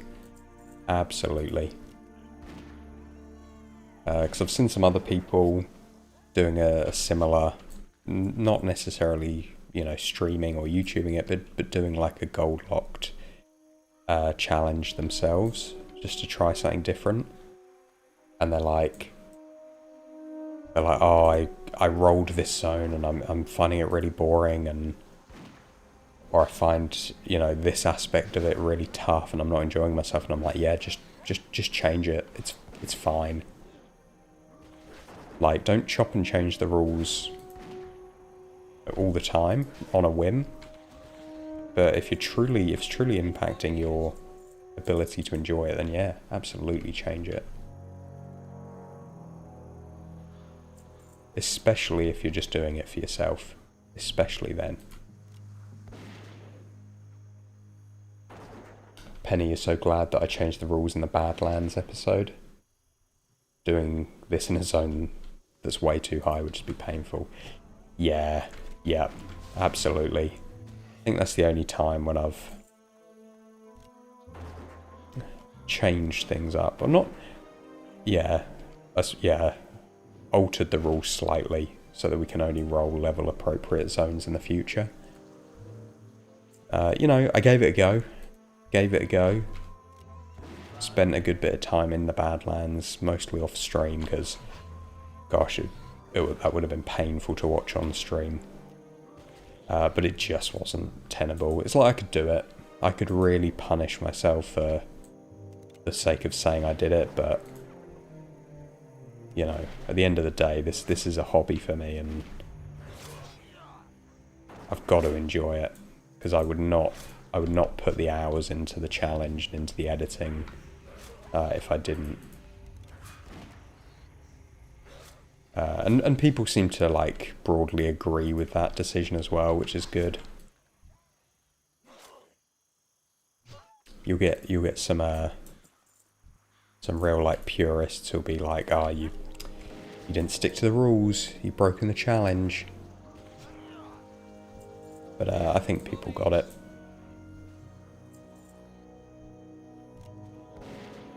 And I play a lot of D&D, so I'm no stranger to some rules lawyering.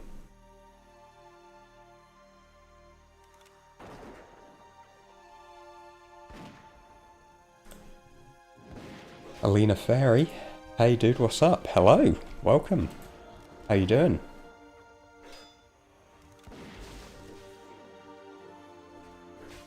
Things are going pretty well here in the world of Goldlocked.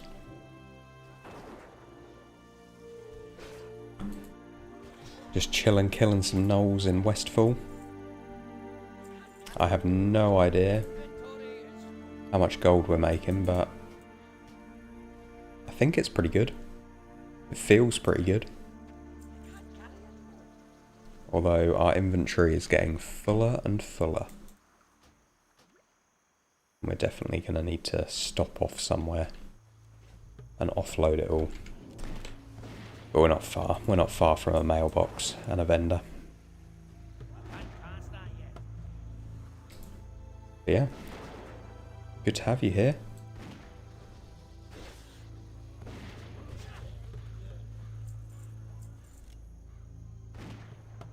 Have you just discovered us on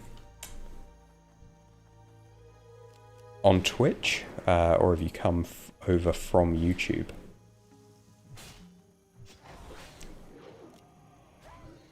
You're welcome either way. It's just it's always interesting to know how people found the channel.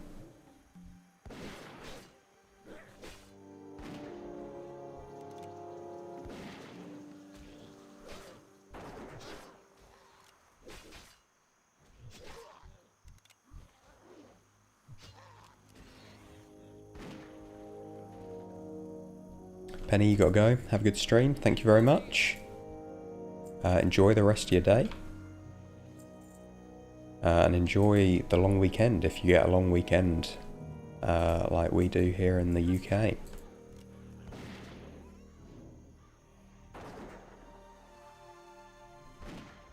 Right, I've got to remember I'm not invincible. I do need to stop to eat and drink, because my health is getting a little bit low. I'm just going to kill these few mystics, try for one last staff drop, and then I'll quickly go and just vendor and send off some mail.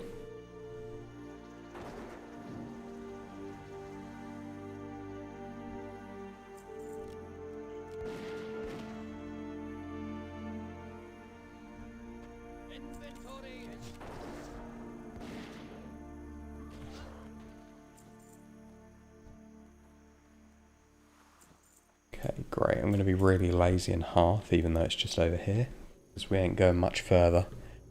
Probably going to stick with these gnolls for a while. They're looking like a pretty good farm.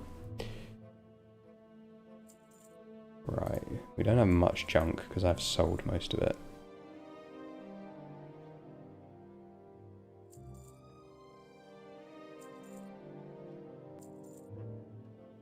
pretty much everything else is stuff that we're going to send off to either the crafting alt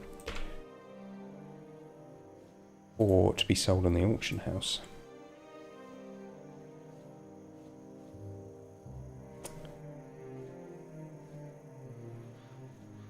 The only thing I'm not going to sell off is this staff.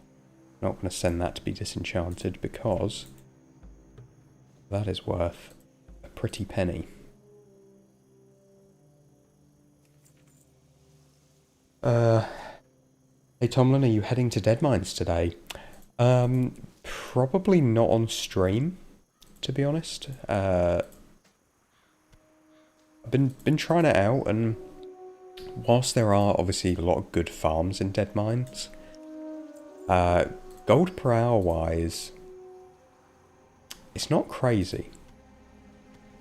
It's not the incredibly lucrative farm that I'd thought. So I'll obviously pop in there as a few items that I want to target. But yeah, not today. Today we're just going to do some like open world farms. Not sure why that dismounted me. Yeah, to be fair, I've enjoyed doing the Deadmines. It's been a good... Like, I always like dungeons, and it's nice that I can solo it. But it's not particularly good for gold. I think because so much of the stuff in there is bind on pickup in Classic, whereas in B. So you're really just farming cloth, and you're better off doing that in the open world. Yusora, welcome. You've also been loving the series. You're super new to WoW, like a month. And you don't think you'll ever be a huge raider. You just like grinding and crafting. Absolutely nothing wrong with that. I've played WoW for years, and I haven't raided for years. In my mind, it's I think it is quite like niche content in that unless you've got like a good guild and it's the kind of content you like doing, totally valid to just kind of enjoy, enjoy the grind, enjoy professions. I haven't played retail for a while, but that was definitely one of my favourite parts when I did. I liked knowledge points and stuff like that. But it's cool that you've just got into WoW. What version of the game are you playing? Retail, Classic, TBC, Pandaria? I mean, there's too many. I imagine it's quite overwhelming as somebody new coming into WoW.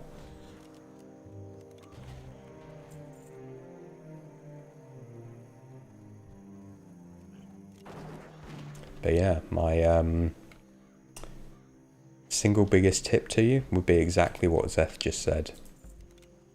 Just do the things you enjoy, don't worry about feeling like you're missing out on stuff.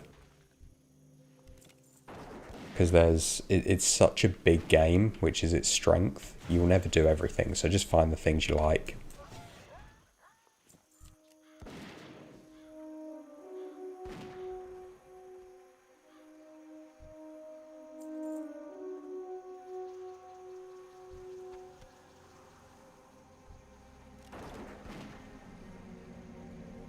You're currently on TBC anniversary. It was honestly a completely arbitrary decision since your brother-in-law likes this version. Yeah, that's... To be honest, that's probably the best way to pick a version.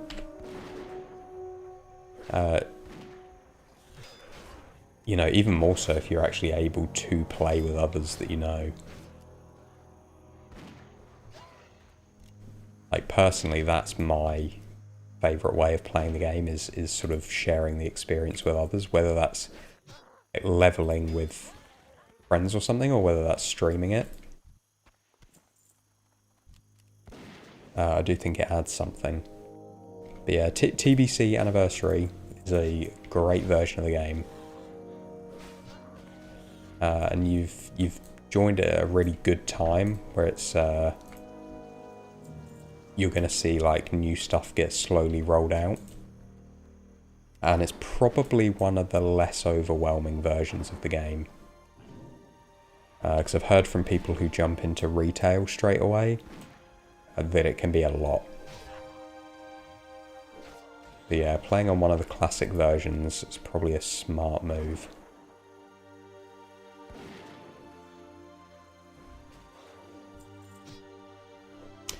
Yeah, give all versions a go and find out what version you like spending your time in. Yeah, 100%.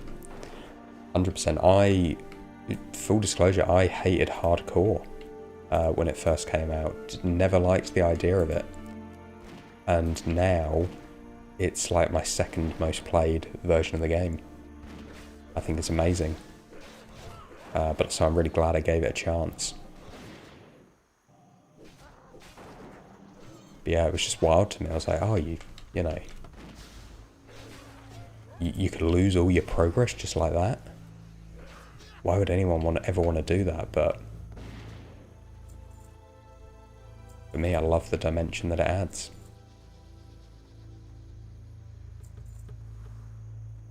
You've been really curious about the different versions because you've heard the experience can be way different. Yeah, I'd say they're all pretty distinct. Obviously, the same world as such, although other worlds are added in later versions. But yeah, it really depends what kind of vibe you want. You enjoy the leveling experience, which I'd say most people do when they join the game. Then classic or classic anniversary or something, or hardcore, or any of the classic variations are going to be a great place to start, because there's such a good, well thought out leveling experience that is kind of the focus of the game. So for a new player, I think that's really important, because that's what you're going to be spending most of your time doing. But then if you like really competitive stuff, you know, you've got like end game, player versus player, PvP, you've got raiding.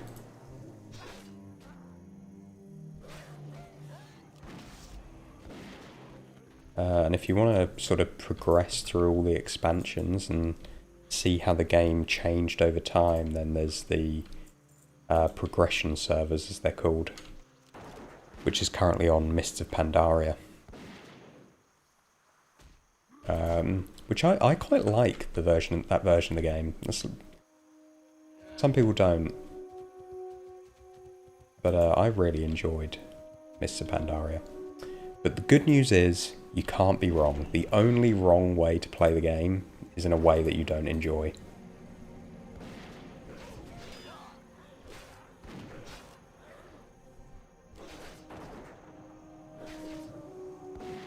A lot of the classic crowd has a tendency to say that retail's shit in every way compared to the classics. Yeah, there's definitely the fan base is definitely a bit split.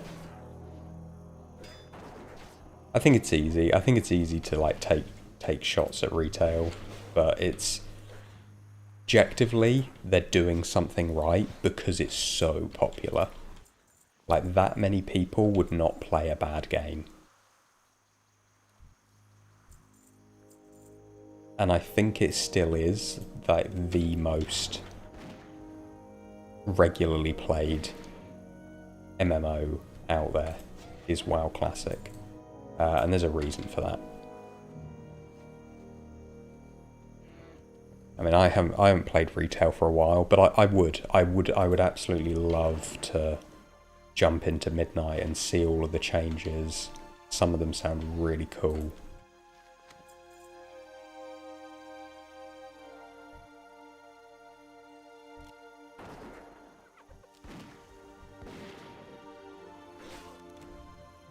But yeah, it's definitely easy to like dunk on things that are popular.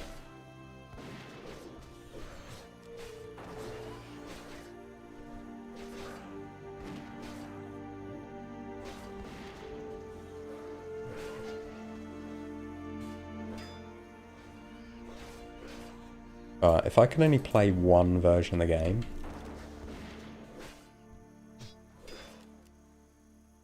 Gosh, that'd be a really hard decision, actually. That'd actually be a really hard decision.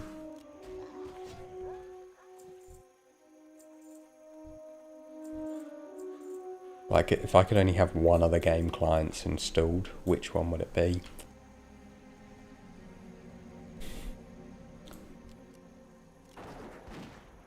Wow. See, hardcore would be a strong contender for me.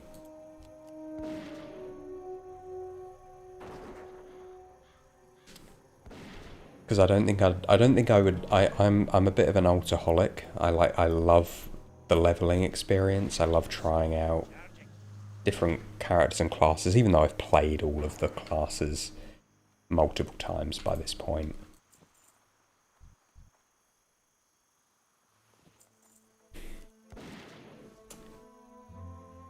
To be honest, I would probably pick retail.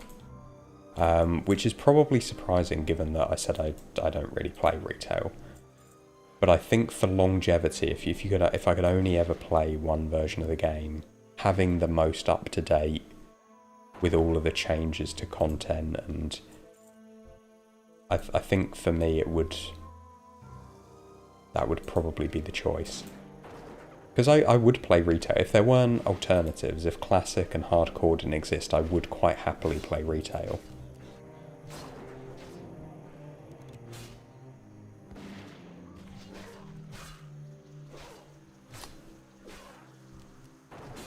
From the like 2 seconds of retail that you've played, you think it's great that it's so accessible. The leveling was a bit too fast, so you don't feel as accomplished. Yeah. I think that's a totally fair thing. I don't think the focus of retail is the leveling experience. And you're right, it's a matter of preference. Like, some people say, oh, retail's bad because it doesn't have a good leveling experience. And I would say that doesn't make retail bad. That just means it doesn't cater to the thing that, you particularly like. But it does endgame content really well. Like, really well. There's so much to do. It is an infinitely playable game. At endgame.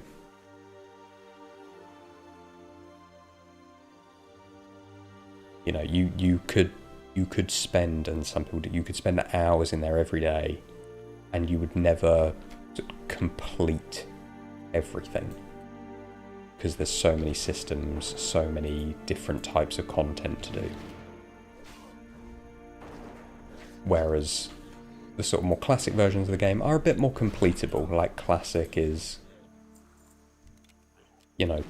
completable, as it were.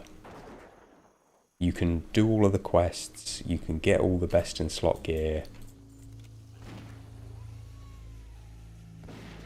You can make gold, but you can make gold in any version of WoW.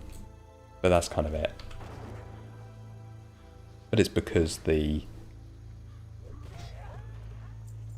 focus for classic is, I do believe, for the leveling experience. It's where, as a percentage, people spend the vast majority of their time is leveling, whereas the equation is flipped for retail. Zeth, you'd love a limit my experience by X% feature. So you could put your experience gain at, say, 25% of normal. Yeah, and then sort of slowly progress that way, yeah. What I like, and I understand why they had to remove this from retail completely, but I'd love if you had to go through each expansion to level up. That's what I really like about, I can't remember when time walking was introduced. It's fairly recent, and I mean, So by fairly, I mean a few years rather than decades. But like when I played through Mr. Pandaria when it came out, and I liked that you had to go through Classic, and then Outland, and then Northrend, and so on to get to the end game. Because then the end game felt like really earned, I think, is the thing for me.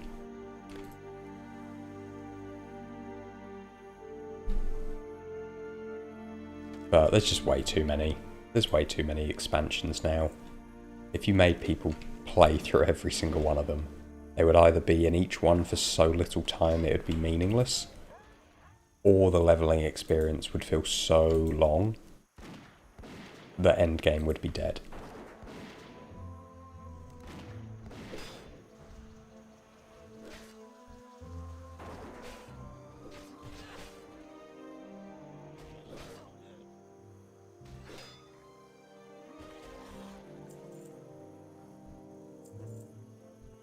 Yeah, but it's an interesting thought, you know, if you could say, just gain experience, 25% of normal pace.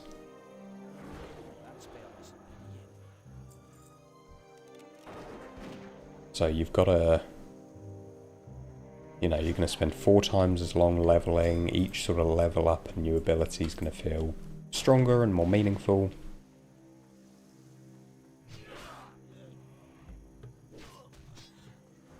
Yeah, that's a good idea.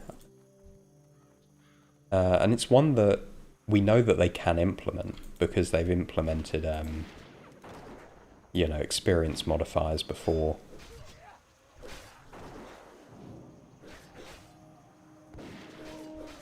I'd be interested to know what the uptake would be, because I do think, just in general, this is not WoW specific, but I do think there's definitely a culture of min-maxing. Like, if I think very, very few people would intentionally hinder their progress. But yeah, it'd be interesting. It'd be interesting to implement that and see how many people use it, and at what sort of level of reduction. In Final Fantasy IV, you have to play through all of its content, all of its expansions, unless you pay to skip it. And with the content, you mean the main story quests. You have to do the full story from start to finish. Yeah, and that's I guess that's not uncommon.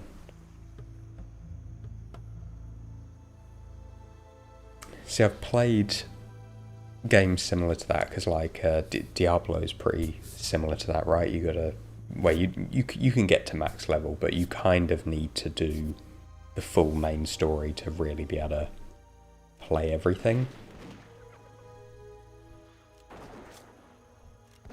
And I'm gonna be honest, I didn't love that aspect of it. I think I just don't like the feeling of choices being made for me.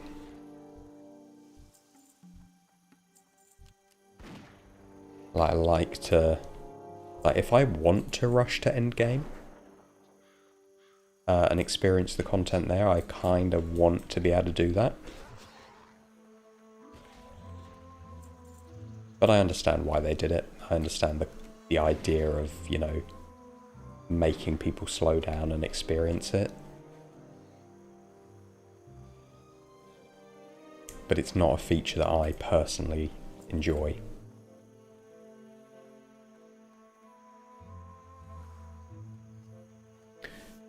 But it is more story focused than WoW's ever been. And a different mentality in the player base. Yeah, that's it. Exactly. You can't cater to all audiences. You've got to kind of pick a lane, pick a genre that you want your game to fall into. Some people like it, some people won't.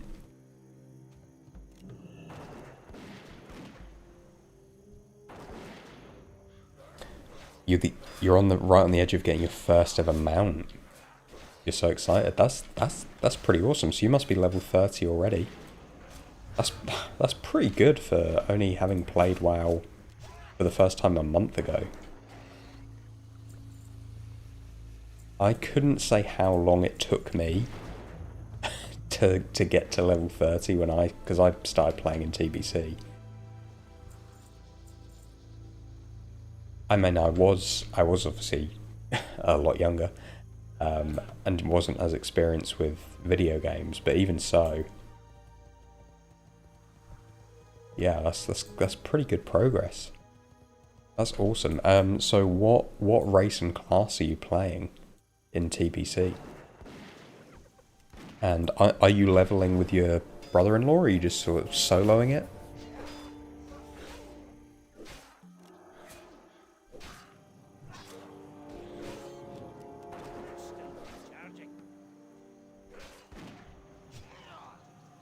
Yeah, it's such a good feeling when you go from just running around everywhere on foot to getting that like 60% speed increase. That's pretty big.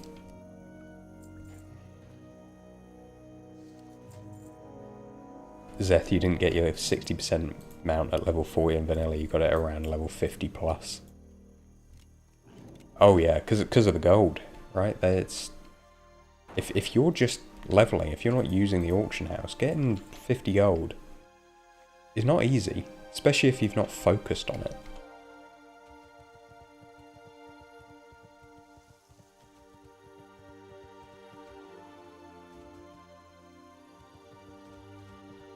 But yeah, 50 gold in like original, I'm talking proper OG. Well, these guys, rotten ghoul. What on earth is this? Do they drop anything good?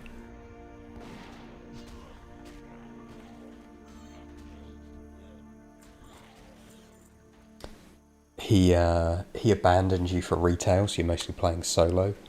You're a level 29 Night Elf Rogue. That is such a solid decision. I love how Rogue plays in Classic.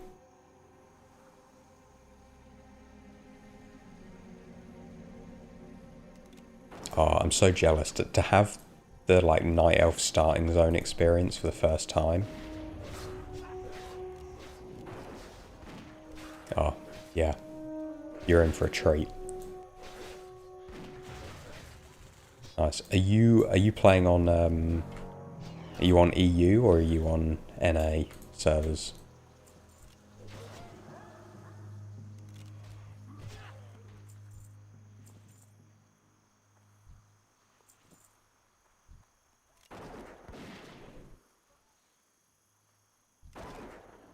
Rogues in Classic with maces, forever stunned.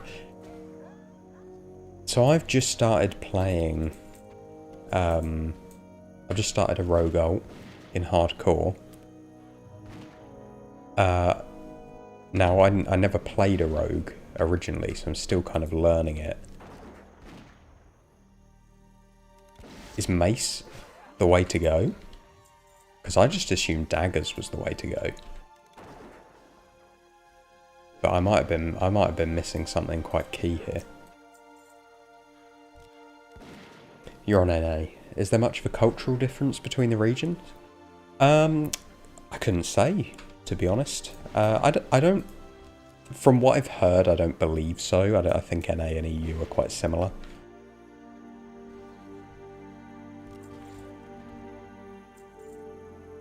Yeah, no. The reason I ask is because I'm on EU.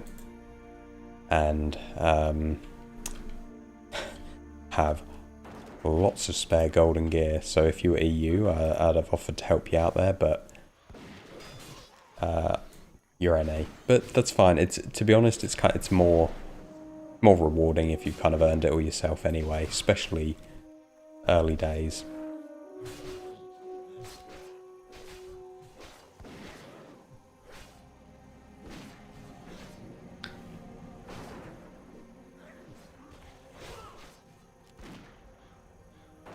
Oh, maces was more of a PvP thing. Right, gotcha.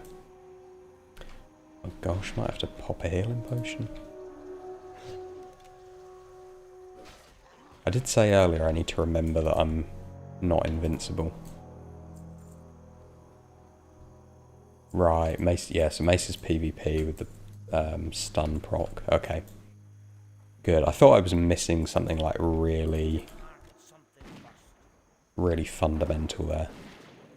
That's good. I'll carry on with my dual wielding daggers then.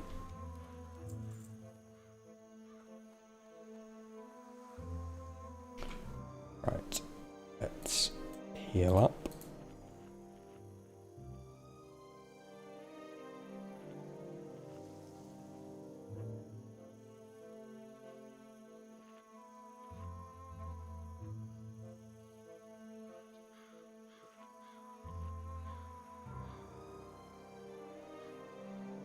Right, how's our bag doing?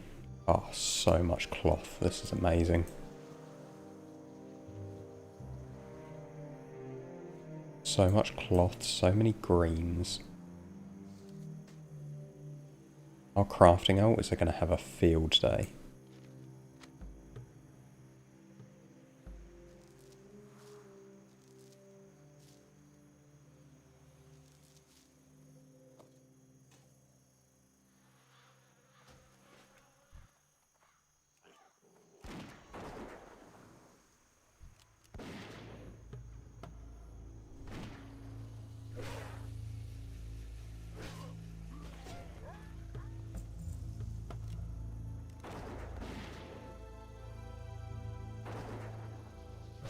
So, level 29 Night Elf Rogue, what zones are you leveling in at the moment?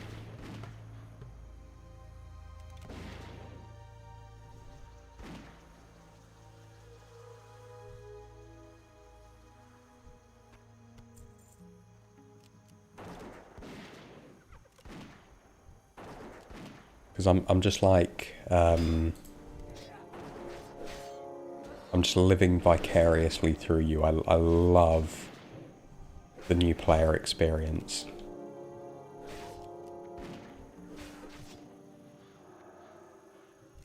And I still get little bits of it now. Because like I say, there's still like classes that I've never played in, especially in certain versions of the game. Whenever I'm exploring sort of an element of the game that I'm just not familiar with, it just brings me so much joy.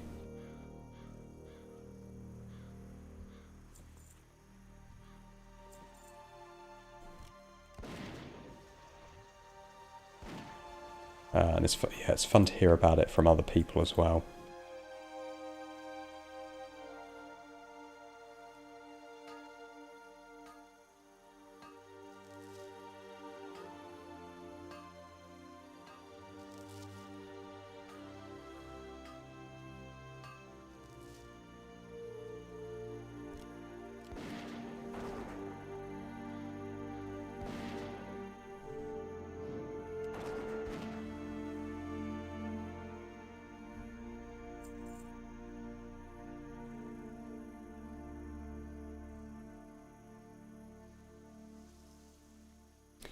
Right now you're in Airy Peak for the Rogue quest, but you've been in Ashenvale for questing.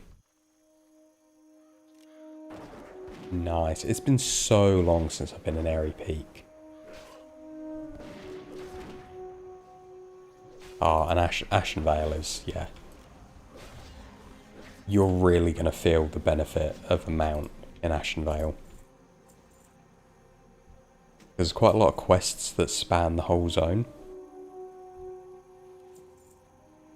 So yeah, that 60% movement increase is going to feel so significant.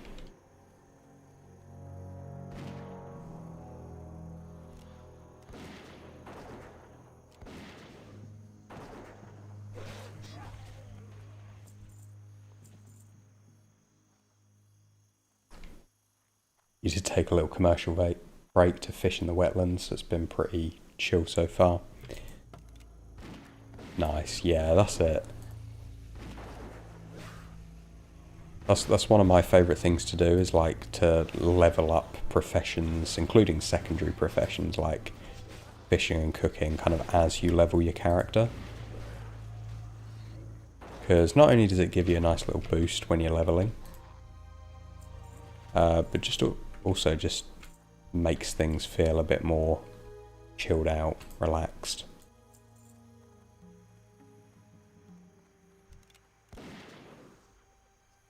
Oh, the music, oh.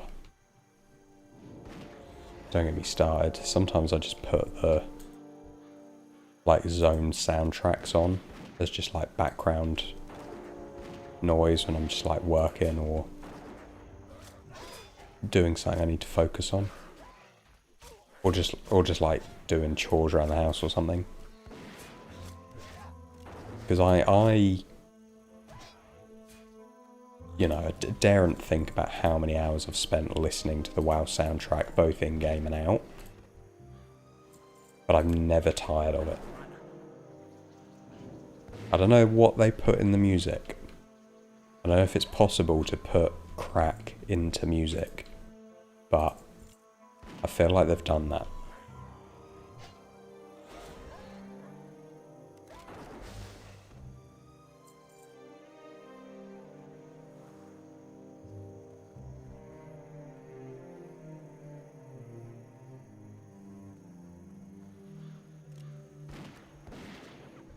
My mana is full.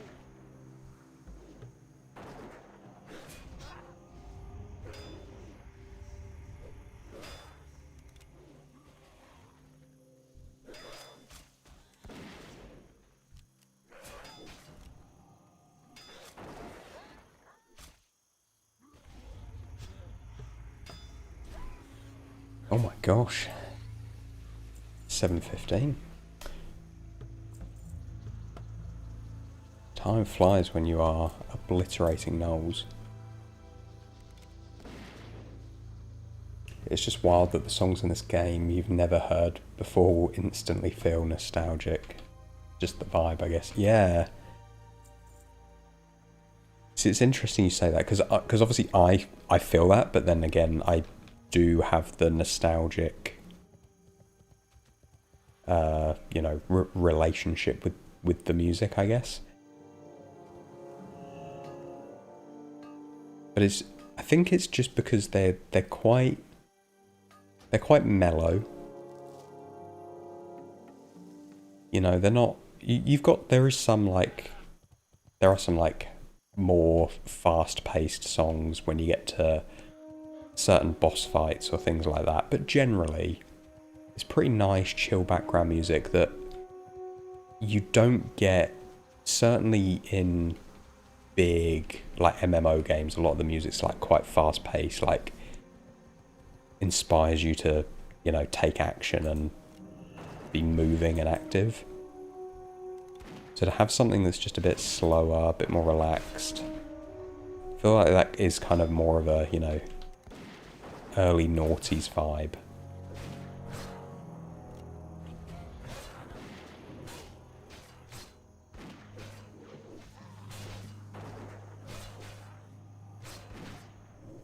So yeah, it's interesting that you can get nostalgia for things you weren't, you know, personally exposed to at the time.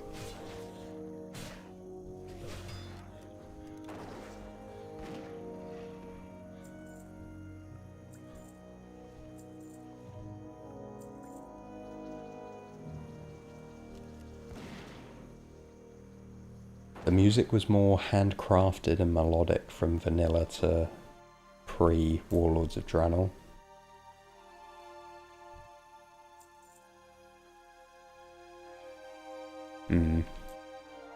Yeah, the music moved into more of an ambient background music in other expansions.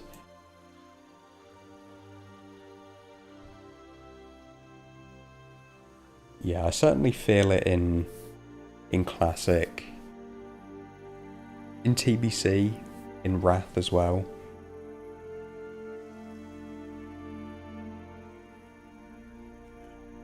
Obviously the Pandaria was a bit of a tonal shift, but yeah, I still liked that. It's finally started to get back into the old way of things. That's interesting. Yeah, I really need to set some time aside to just have a little play in Midnight. Because this is probably the first expansion for a while that I've heard really good things about. And that's not to say that other expansions weren't good, but as we were saying earlier, people like to talk shit about retail. So the fact that I've heard so many good things about Midnight is quite encouraging. It makes me think that there is, you know, genuinely a lot of good stuff going on. I think if I do, I'm going to go Blood Elf. And because I want to, I think we were talking about this on a previous stream, but it'd be really cool to experience like old Silvermoon and then new Silvermoon with the same character.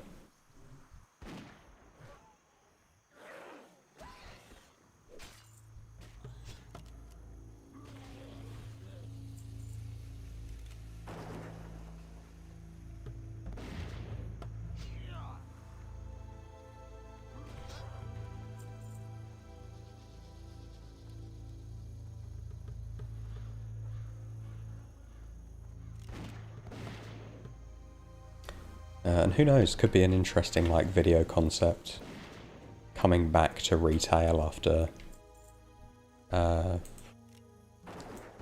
fair bit of time out and getting a kind of unbiased view.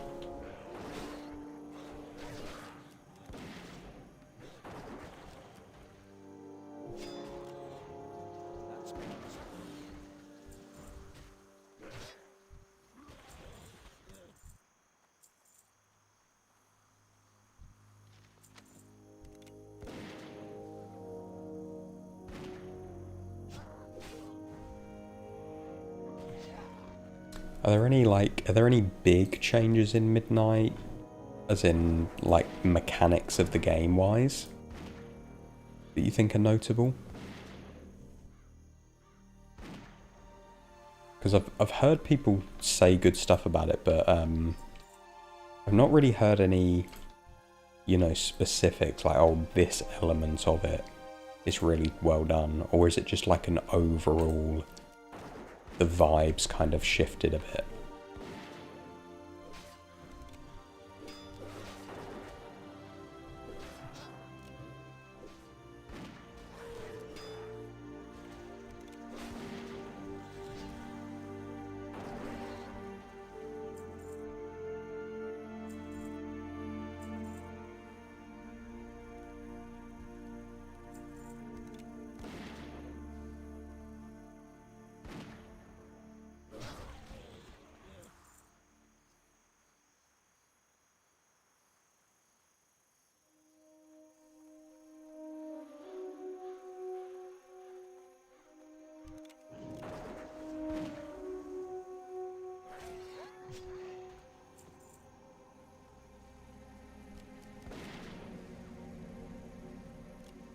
Okay, well, what we're going to do here, because I literally come straight on here after work, I've not had anything to eat or anything. I'm just going to mine this copper up, and then I'll head on back, sell off some junk, send all this lovely cloth over to our crafting alt. And then I'll see if we can find a channel to raid.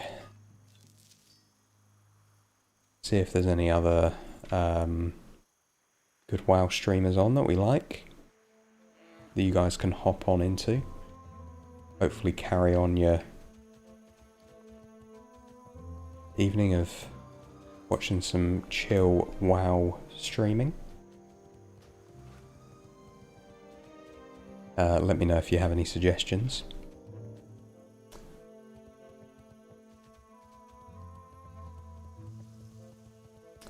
Zeth, Midnight has its flaws, but overall you think it's great.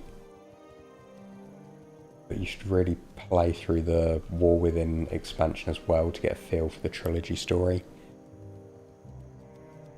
Yeah, fair enough, fair enough. So can you now play the War Within from like level 10 to whatever it is, 70, 80, like you can with the other expansions? Like, can you sort of go there Specific? straight away? Or do you have to wait for a certain level?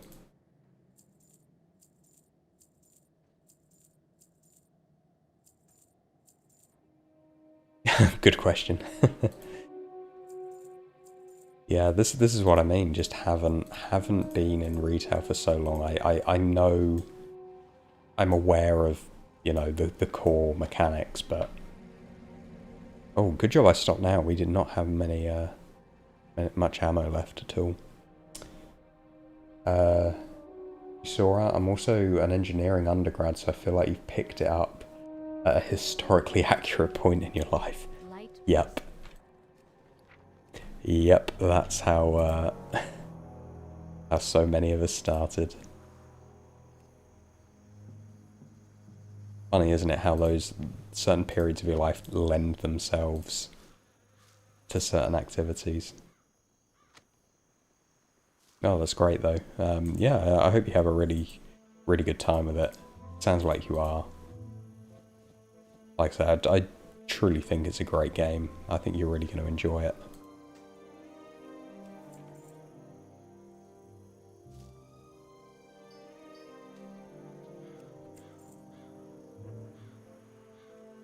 Oh gosh, we got about 2 gold in just raw gold and vendor sales there.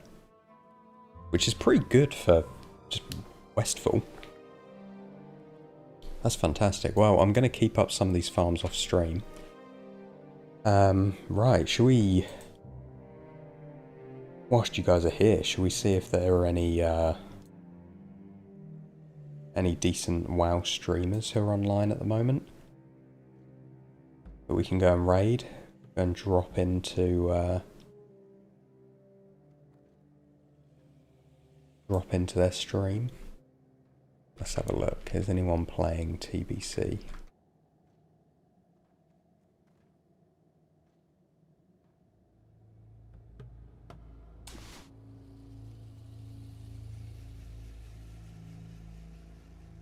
Nobody that I recognise. If you guys have got any suggestions, then let me know, and I'll pop a raid up on them. Our War Within still 70 to 80. Okay, that's fine. That's fine. I quite like playing through the other expansions anyway. Yeah, that's one of those, I'll add it to the to-do list.